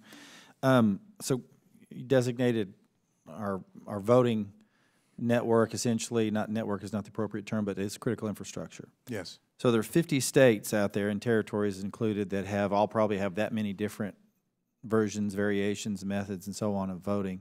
So that must be very difficult to be able to synchronize that or harmonize all that and to implement a comprehensive type of a security strategy, cybersecurity strategy, correct? Well, that's not quite the nature of a critical infrastructure designation. That's not what it does. Okay. It prioritizes our assistance when they ask. It guarantees a certain level of confidentiality in their communications with us, and it gives them the protection of domestic and international cyber norms. So in It's your not any type of federal takeover or Sure, federal no, I understand regulation. that completely, and I wouldn't want that to be the case. But to your knowledge, are there any states who have their actual voting terminals, are they online? There are states that have aspects of their systems online. There are states, for example, I believe, that use the internet for absentee voting. Okay, and that could be compromised. Is that possible? That's That it absentee- is a potential vulnerability, yes. Okay, but the actual, when you walk in to vote, whether it be in early voting or whether it be, you know, on election day, and you walk in there and either you've got a paper ballot or a screen, much like you see in front of me here, that's not online, would not be subject to. Correct. Correct. But Okay. in just about every state, so far as I know, yes. All right. So, and kind of following on to what Mr. Schiff said, then if there was an attempt made to compromise that in other words, to affect the tally, the vote count, there would have to be a human component there, correct? Well, there's a human component behind every cyber attack. I get that, but what I mean is that I'm talking about somebody within the realm of that election in that particular state, in that particular precinct or whatever, to be able to affect the outcome of that particular tally from that place. Do you follow my question? I think I do. Okay, so if for example, if there was a malware or something placed on a computer in the county courthouse or whatever, and they took a thumb drive, inserted that into a terminal, again, what you can't directly hack into this. Well, if your question is it impossible for somebody offshore to manipulate an election result? I'm not sure I would agree with you. Okay, can you tell me why? Well, first of all, you never know. I'm not disagreeing You never with you, know I'm the just trying to limits get to of the- human ingenuity. Right. But to the extent any part of the system or the reporting of a result exists on the internet, we have to be concerned about the vulnerability of that, whether it's from an actor domestic or international. Okay, and I wasn't. And I think it was Congressman Schiff who talked about ways in which malware can be implanted. But so I mean, malware obviously is generally speaking is done are affected by unwitting actors that may open up an email or may do any number of things that could then subject them to that malware. well, if what you're asking me is whether it can only be the case that somebody could affect an election if they are domestic based, I'm not sure I would agree with that. Okay, and that's kind of the gist of where I'm going here is all the offshore stuff. I mean, obviously we have hackers from around the world, Russia most notably in the context of what we're talking about today, but there's been others that have played a role in trying to take active measures in elections. But my point is, for them to fully affect the outcome of the election in terms of manipulating numbers, would they not need to have some sort of complicit individual physically present to affect that? I don't think I'm prepared to agree with that, just because cyber bad actors are extraordinarily clever, aggressive, tenacious. So I don't think I can categorically agree with that. Without having access to this terminal through a network and only being able to update that software on this terminal through a thumb drive or some other connection, then somebody would physically have to connect it to do that, is what I'm saying. So I'm not sure. I'm not a cyber expert. I learned a lot about this topic over the last 3 years, and I think that's a conversation you should have with people who really understand these capabilities. Okay, thank you. I'm going to yield the balance of my time to Mr. Gowdy. Thank you, my friend from Arkansas. Director Johnson, this will probably be the last time I get to talk with you, so I'm going to finish the same way I started, which is to thank you for your service to our country, DOJ, DOD, and DHS. Our committee has been asked to do 4 things. What did the Russians do? With whom, if anyone, did they do it? What was the U.S. government's response? And then the issue of leaks. You're a member of the intelligence community. You're a former federal prosecutor. Can you speak to what a negative impact, let me rephrase it, how important are our surveillance programs, and to the extent that the felonious dissemination of classified material endangers the reauthorization of those surveillance programs, how important and critical are they to our national security? Based on my experience, reading intelligence every working day, in the front of my working day, I would say that intelligence, our intelligence collection capabilities are vital to the ability of national security officials to do their job, to keep the American public safe. I agree with your question in that the compromise of that type of intelligence endangers our ability to continue this activity, compromising foreign partnerships, endangers those foreign partnerships. I cannot overstate for you how important it is that we have good intel, access to good sources to do our jobs. Otherwise, you're flying blind. Thank you, Director. Gentleman's time is expired. Mr. Swalwell, 5 minutes. 7 minutes. Thank you, Chair. May I yield to the ranking member? I thank the gentleman. I'll be very quick, just on the point that my colleague, Mr. Gowdy, raised. I fully concur, Mr. Secretary, these intelligence programs like 702 are critically important. There have been a number of leaks. We don't know where they've come from. Some may have come from agencies. Some may have come from the President's own staff. I just want to make sure that we don't jeopardize these programs by attributing leaks to sources when we don't know what the sources of those leaks are. We would ill-serve the country if we do away with vital tools as a part of a political attack rather than based on the merits of those programs and any reforms that are necessary. And that's just some commentary rather than asking for a response. But I'll yield back to Mr. Swalwell. Thank you to the ranking member. Mr. Secretary, was our democracy attacked this past election? Yes. By who? The Russian government. And it sounds like, based on your experience, this attack that occurred could have easily been carried out not just by Russia, but by other foreign adversaries. Is that right? Yes. There are certain nation-state actors, several, that have those kinds of capabilities. And it also could have been carried out by non-nation-state actors like terrorist groups. Is that right? The level of sophistication that we saw last year, I'm not sure the terrorist organizations that I'm familiar with would have that level of sophistication and capability, but it's an emerging threat. And certainly by cyber criminals? Yes. And you've described that the cost of this attack is the chaos that we find ourselves here today, that we're holding hearings, and as you described, we're not working on issues like health care. The people's business, correct. Yeah. I think that's one of them, yes. And would you agree that the first step to solving a problem, have you heard of this quote or this idea, is to acknowledge that a problem exists? Sure, yes. Why do you think that President Trump will not state that Russia meddled in our elections? You'd have to ask him, sir. Mr. Secretary, I've seen various different statements from him on this topic. Does that concern you? Well, I think that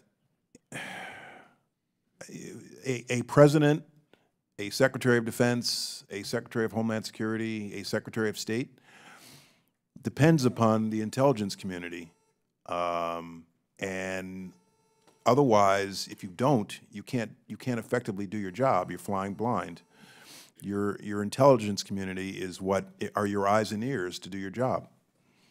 Now, Mr. Secretary, you've talked about what we need to do going forward, and I'm glad you brought that up, because this committee, as Mr. Gowdy referenced, one of our duties is to get to the bottom of whether any U.S. persons worked with Russia, and then it's the FBI and Department of Justice's job, if they did, to hold them accountable. But I think we all agree that if we are back here in 2019 or 2021 after the midterm and the next presidential election talking about a new hack and a new meddling, we have failed the people that we represent. And you talked about in your statement that you came to the determination that election infrastructure should be designated as critical infrastructure subsector.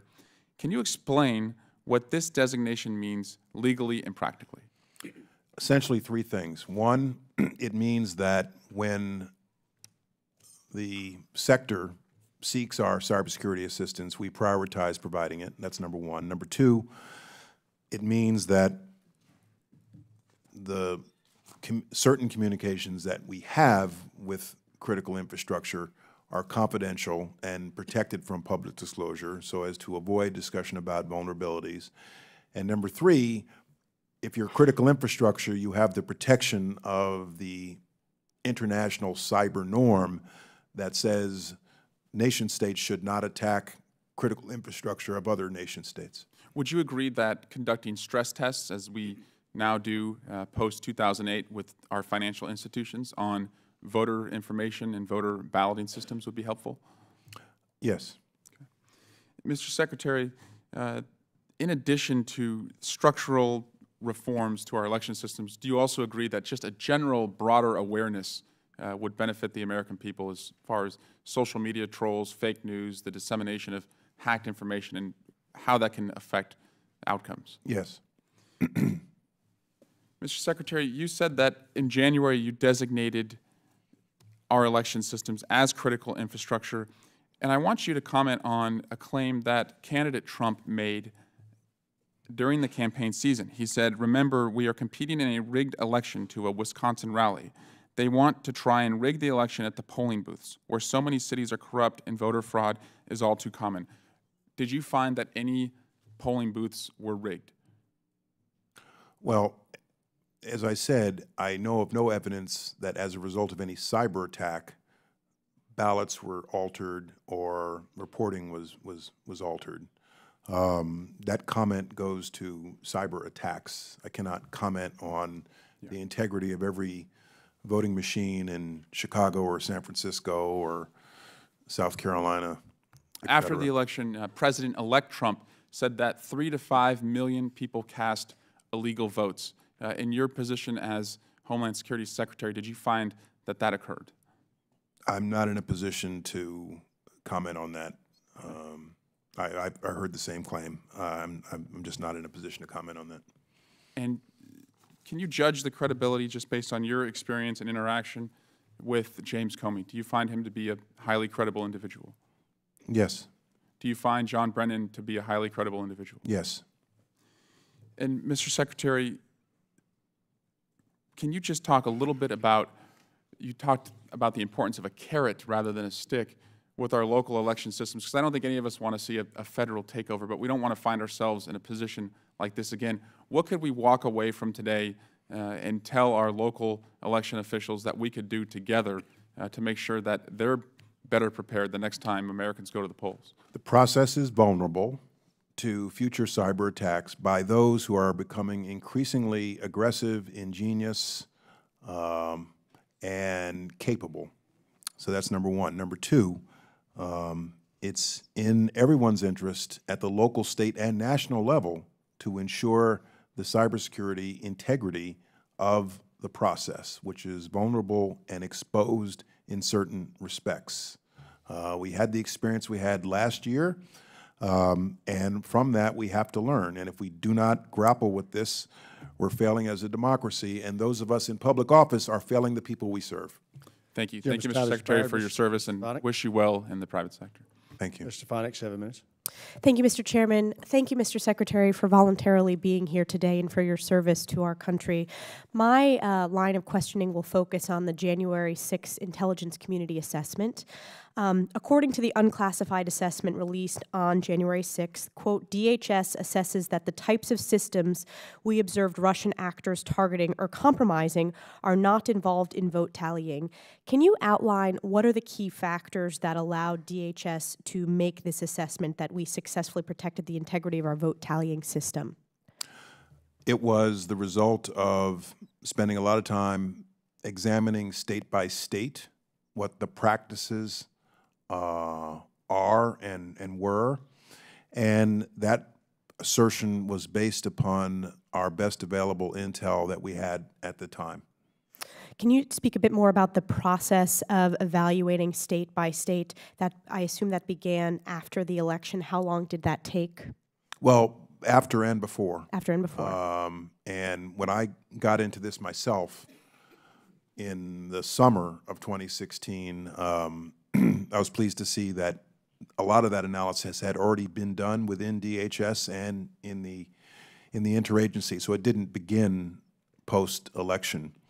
And one of the takeaways was that the voter registration databases are vulnerable because they can be infiltrated online, but the way the tallying and voting and reporting of voting process works, it is largely offline and it is redundant in many ways.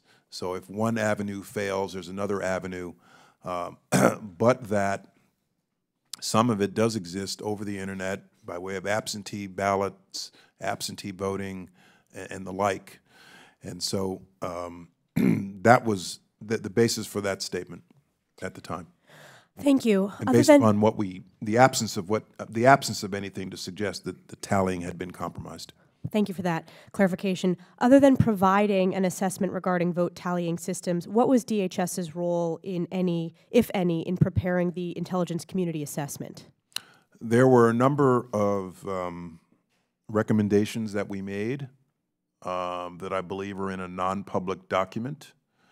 And in terms of the actual intelligence assessment, I believe we had a role in what you just stated. We had a role in making that assessment.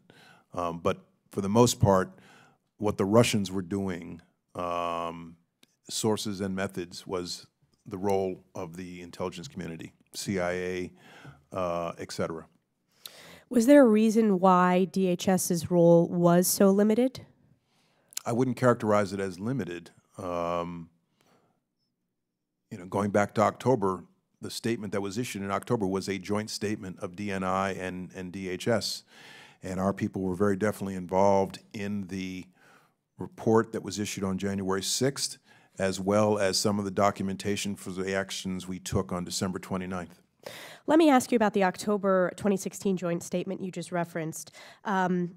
The quote that was included in that statement, it says you were, quote, not in a position to attribute scanning and probing of state election-related systems to the Russian government.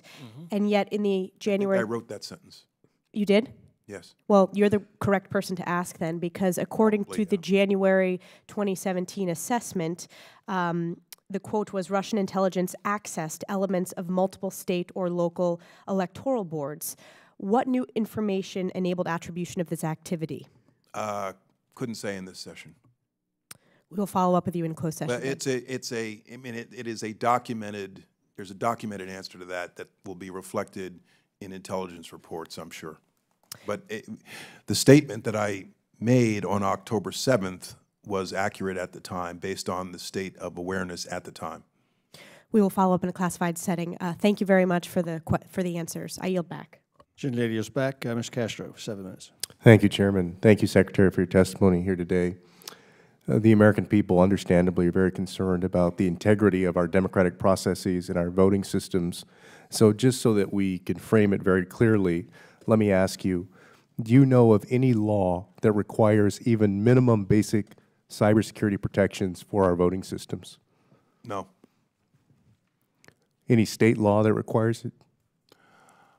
Sitting here now, I don't know the answer to that question. There may be.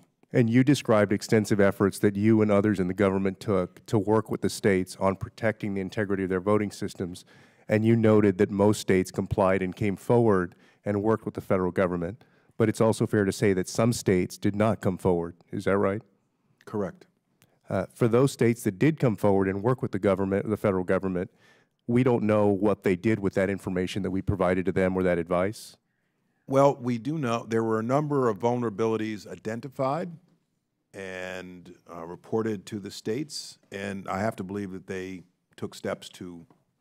But we're acting on good faith that they did. Well, it was in their interest to act on what we told them. So sure, but you can't say conclusively that they took the advice that we gave them. I can not say conclusively. There are probably others at the staff level in DHS who could give you more details about what we knew they did do. Okay, thank you. And so we've talked today a great deal about election systems and databases that state and local governments oversee and operate, but I want to ask you about our major political parties. The Declassified Intelligence Community Assessment noted that Russian intelligence services conducted cyber operations associated with both major U.S. political parties. The ICA specifically discusses the systematic and relentless cyber attacks that the Russians perpetrated against the DNC, but it does also note that the Russians collected on Republican-affiliated targets. What's interesting is that they did not conduct a comparable disclosure or dumping of campaign material against the RNC.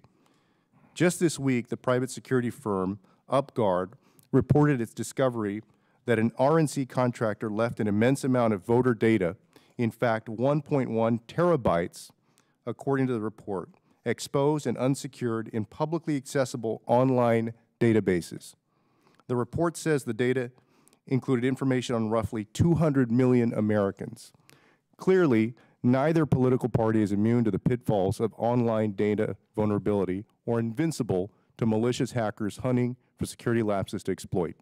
So in light of the preceding discussion about election systems as critical infrastructure, which you've advocated for, do the political parties themselves, their networks, databases, financial and donor information merit inclusion as well?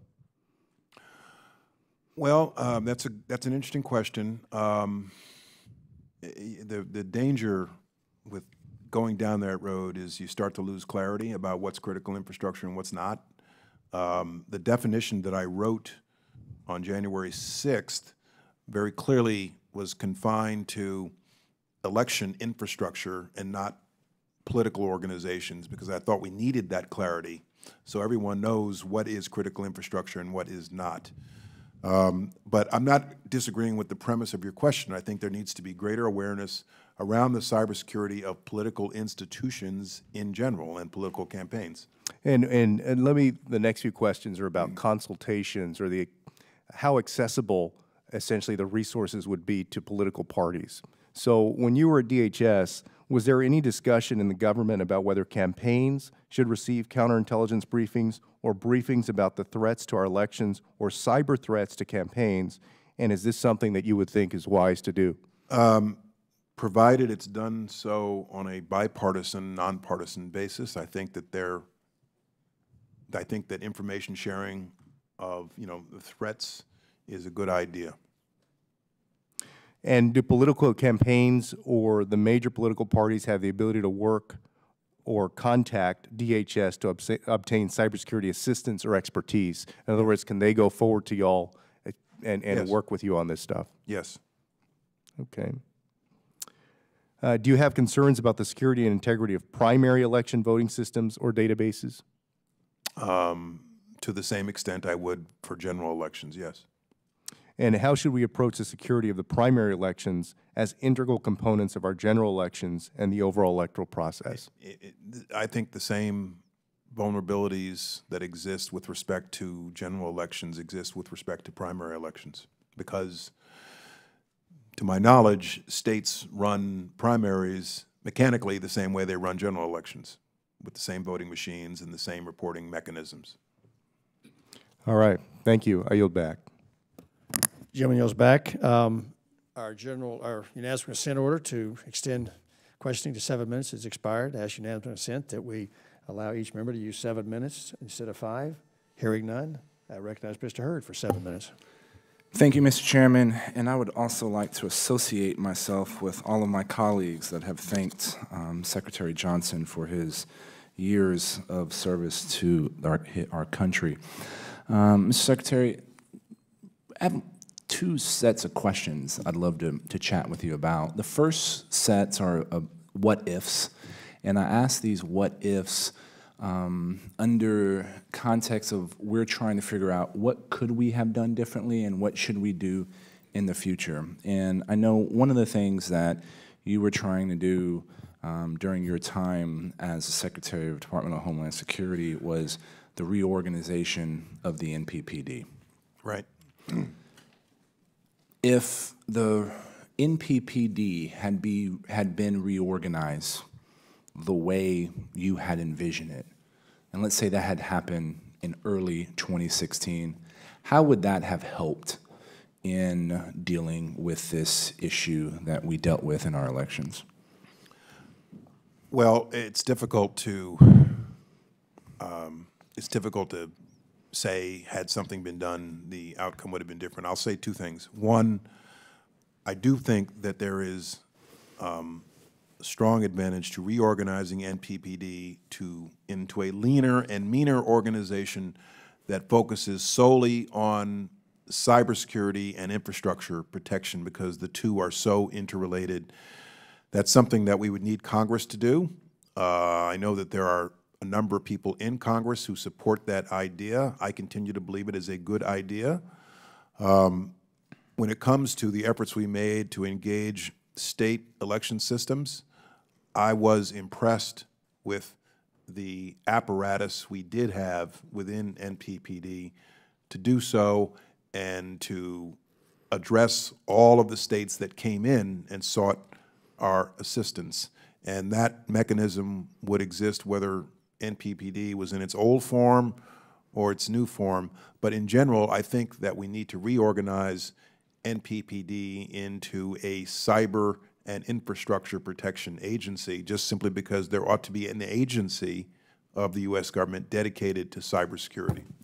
Thank you, sir. And again, the next what if, and I recognize the difficulty of answering what if questions, but the goal is to try to understand how we could do things differently. Had the electoral systems or infrastructure been identified as critical infrastructure by DHS in early 2016, how would that have impacted the situation we just went through? I can't say.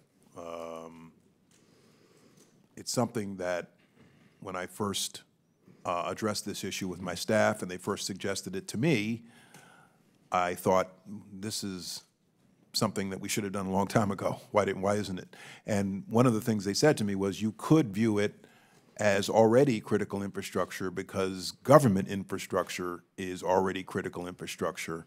My view was we needed to publicly declare it to, make a big deal over the fact that we're going down this road for the domestic and international audience.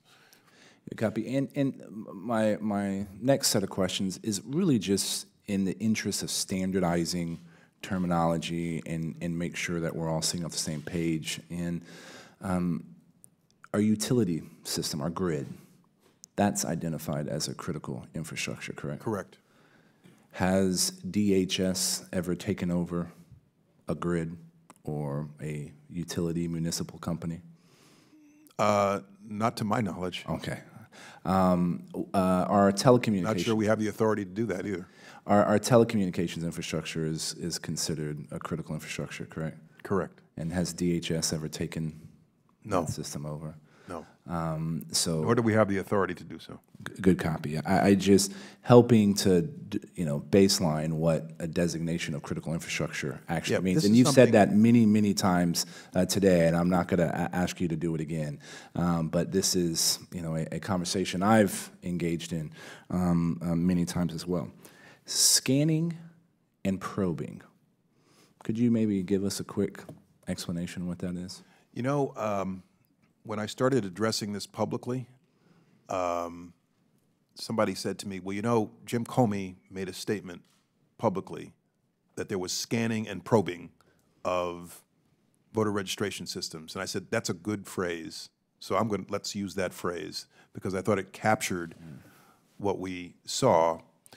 And eventually what we saw was success in infiltrating voter registration databases, which I reported publicly. But scanning and probing is basically looking into a locked box to see what's inside. Or it's a passive tool that happens millions of times across the United States every single day. Would you agree with that? It can, yes. And I don't know if I'd describe it as passive, but yes. the voter registration databases that we've talked about, isn't the information that's contained within voter registration databases publicly available information? Not necessarily. But it may depend on each state. Because in Texas, you can go down to the county office and get that information. And I'm curious as to why our hostile actors were, I definitely know that the financial systems, you know, whether it's on the federal level, that is through FEC websites, every state has this information made available. Why would you think a hostile actor like the Russians would be trying to hack systems where the information is publicly available through a portal available to the public? Well, I don't know that in every case, in every state, the information that was examined was publicly available. My concern was that if a bad actor is doing this, it might be a prelude to wiping out or eliminating voter rolls or altering them in some way. Good copy. Mr. Chairman, I yield back the time I do not have. Gentleman yields back. Mr. Heck, 7 minutes. Thank you, Mr. Chair. Begin by yielding a minute to the ranking member.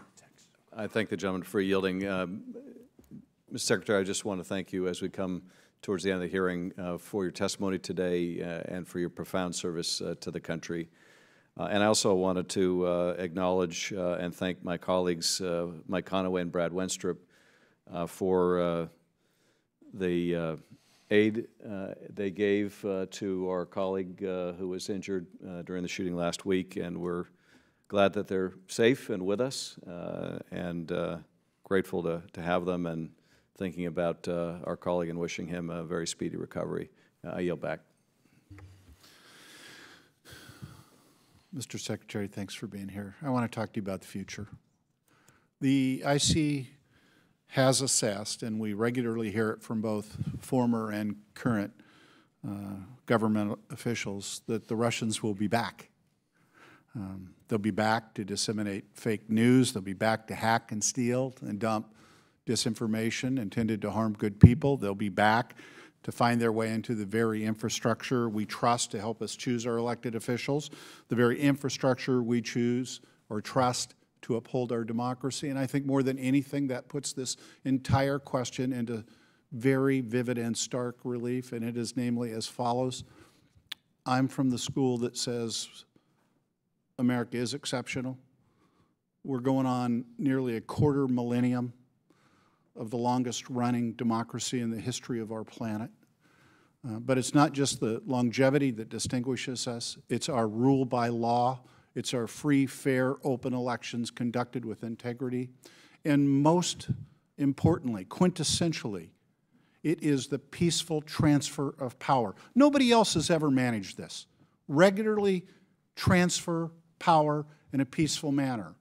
And the winners and the losers accept the outcomes. Why? Because we are ruled by law, because we do have free, fair, open elections. And that is what is at stake here. That which defines us. This goes to the very core of who we are. But my question for you, sir, just to be abundantly clear, will the Russians be back? I think we have to assume, for all the reasons that have been discussed here, that the Russians will be back, and possibly other state actors and possibly other bad cyber actors. Fair to assume you are concerned, if not worried, about 16 and 18 elections and all others going forward? Yes. So you did an excellent job in the preceding 2 hours of highlighting what you consider to be the greatest vulnerability, namely the voter registration database. I just want to make sure that people understand that the harm here, the risk here, can be insidious. Because I think when people hear that, their reaction is, oh, the addition or deletion of names. But it's more than that, is it not, sir? Could it not, as an example, include changing the spelling wholesale of a bunch of names, such that when those voters showed up at the polling places, they were turned away or denied. Is that not yet one of many examples of how infiltration and manipulation of voter registration databases could wreak considerable harm? Yes, I think that's a fair question, and I think that's a fair comment. One thing I do want to emphasize, though, we've talked a lot about voter registration databases. When I was at DHS, I always encouraged my people, don't respond to the last attack, try to anticipate the next attack. So I think it's incumbent upon all of those who manage the system to look comprehensively at where there are vulnerabilities. We've focused on voter registration databases. I've focused on them because that is a known exposure that we saw. And Mr. Secretary, is it also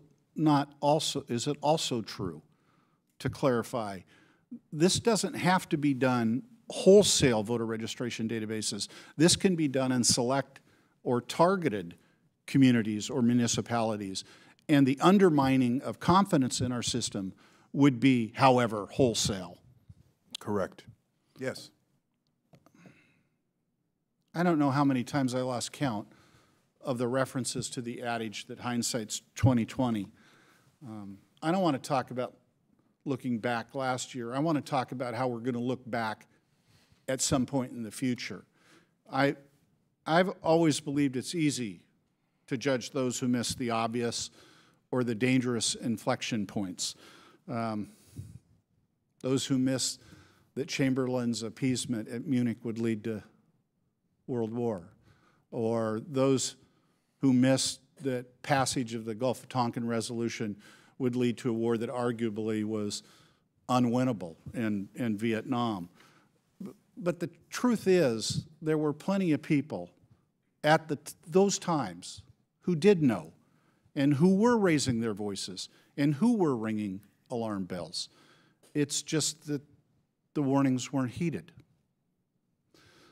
My wish, my prayer, literally, is that someday we don't look back on today and this time and deeply regret that we didn't heed the warnings, that we didn't take seriously enough of foreign powers' repeated efforts to undermine our democracy and make America weaker, and to sow wholesale lack of confidence in our elections, such that we do not accept the outcomes, such that we do not peaceably and peacefully transfer power, as is our nation's heritage, and is that which distinguishes us in the history of this planet. Because if we do, it'll be too late. Thank you, sir. I yield back the balance of my time. Chairman yields back. Mr. Rooney, 7 minutes. Thank you, Mr. Chairman, and I would like to associate myself with what Mr. Hecht just said. I think that was very well said and very eloquent, and I think that if there's any issue that surrounding everything that's going on in Washington right now that should unite, especially this committee and what we're doing, it's what we're doing here today with Secretary Johnson talking about the integrity of our elections.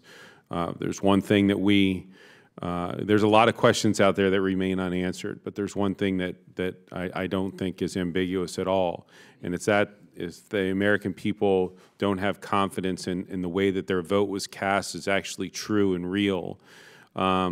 Whether our guy won or next time your guy wins, and there's a question out there as to whether or not Russia may have been able to mess with the numbers, then we really do cease being the country that we are.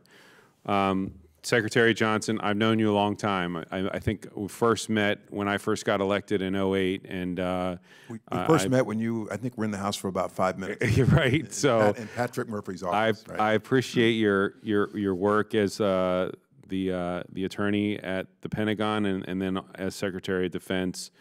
I think that you are a true statesman and somebody that we're all very proud of. Regardless of party, and it's been an honor to get to know you over the years and to work with you. I do think that it needs to be said that, and I've said this before in this committee, that if anybody out there in the countryside believes that Russia is not trying to influence our electoral process, this is your notice that they are and that they will continue to do so. whether that is just merely propaganda through things like the RT, or whether that's actual cyber intrusion, like changing votes or deleting votes. We've seen no evidence, in part thanks to you, of the latter, but the former and the latter may very well be a real thing moving forward. I certainly think propaganda will continue to do so.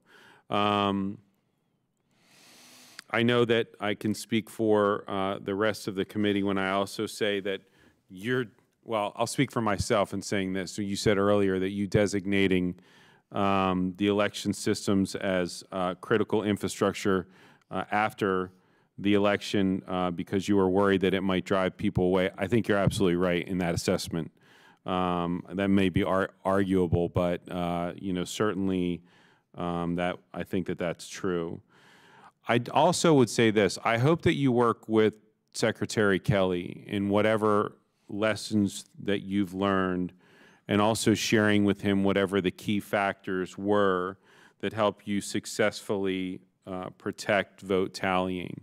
I know that, you know, some staff might still be there or what have you, but for the sake of our country and for the sake of his success, as I'm sure that you are wishing upon him, that we can move forward knowing that in the next election cycle that he has every tool that he needs to be able to be successful as well.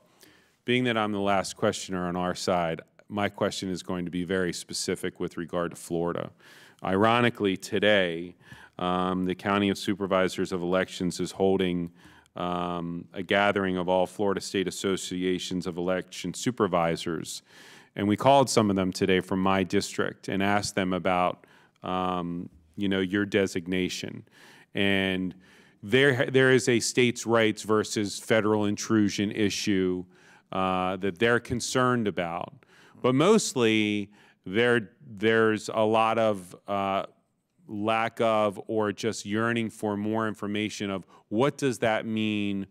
What are we supposed to do? How do we tell the people of Okeechobee County and Sarasota County and Charlotte County that your local supervisor of elections is in charge of counting your votes, but that this designation that DHS has put out there is somehow this security blanket that's going to make sure that Russia, a foreign entity, isn't changing your votes?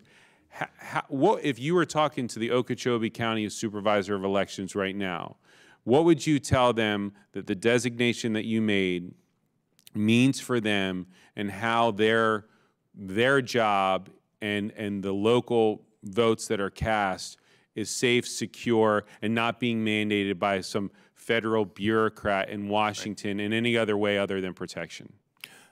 By analogy, you know, financial services is critical infrastructure, which includes all the big banks, and I do not run those banks. The CEOs of each of them are responsible for their own networks, their own systems. And what it means, most fundamentally, is that we prioritize helping them when they ask, if they ask. And that's what the designation means. It doesn't mean I get to regulate. I don't have the authority to regulate standards for voting booths and for reporting mechanisms. But there are lots of other critical infrastructure sectors where everybody is responsible for running their own business, not me. It's a matter of providing assistance to them when they ask. It's simply that.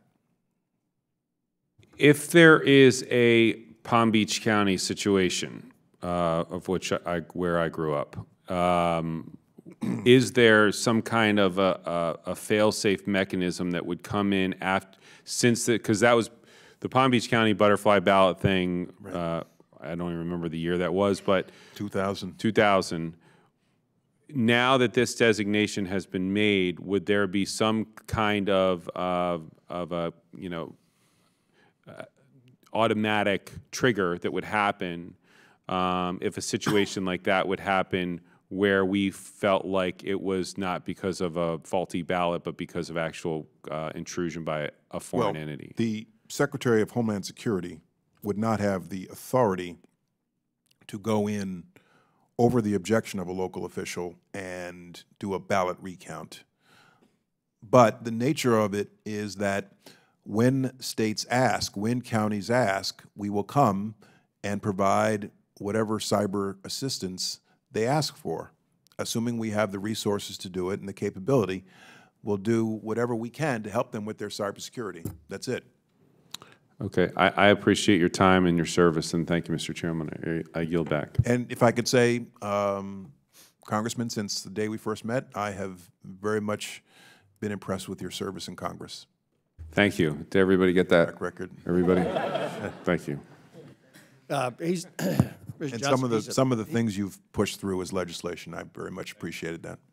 He's a congressman, not a banker. He can't loan you any money, so I don't know. You can brag on him. I wasn't going to say anything about last Wednesday, but since Adam did, one, thank you.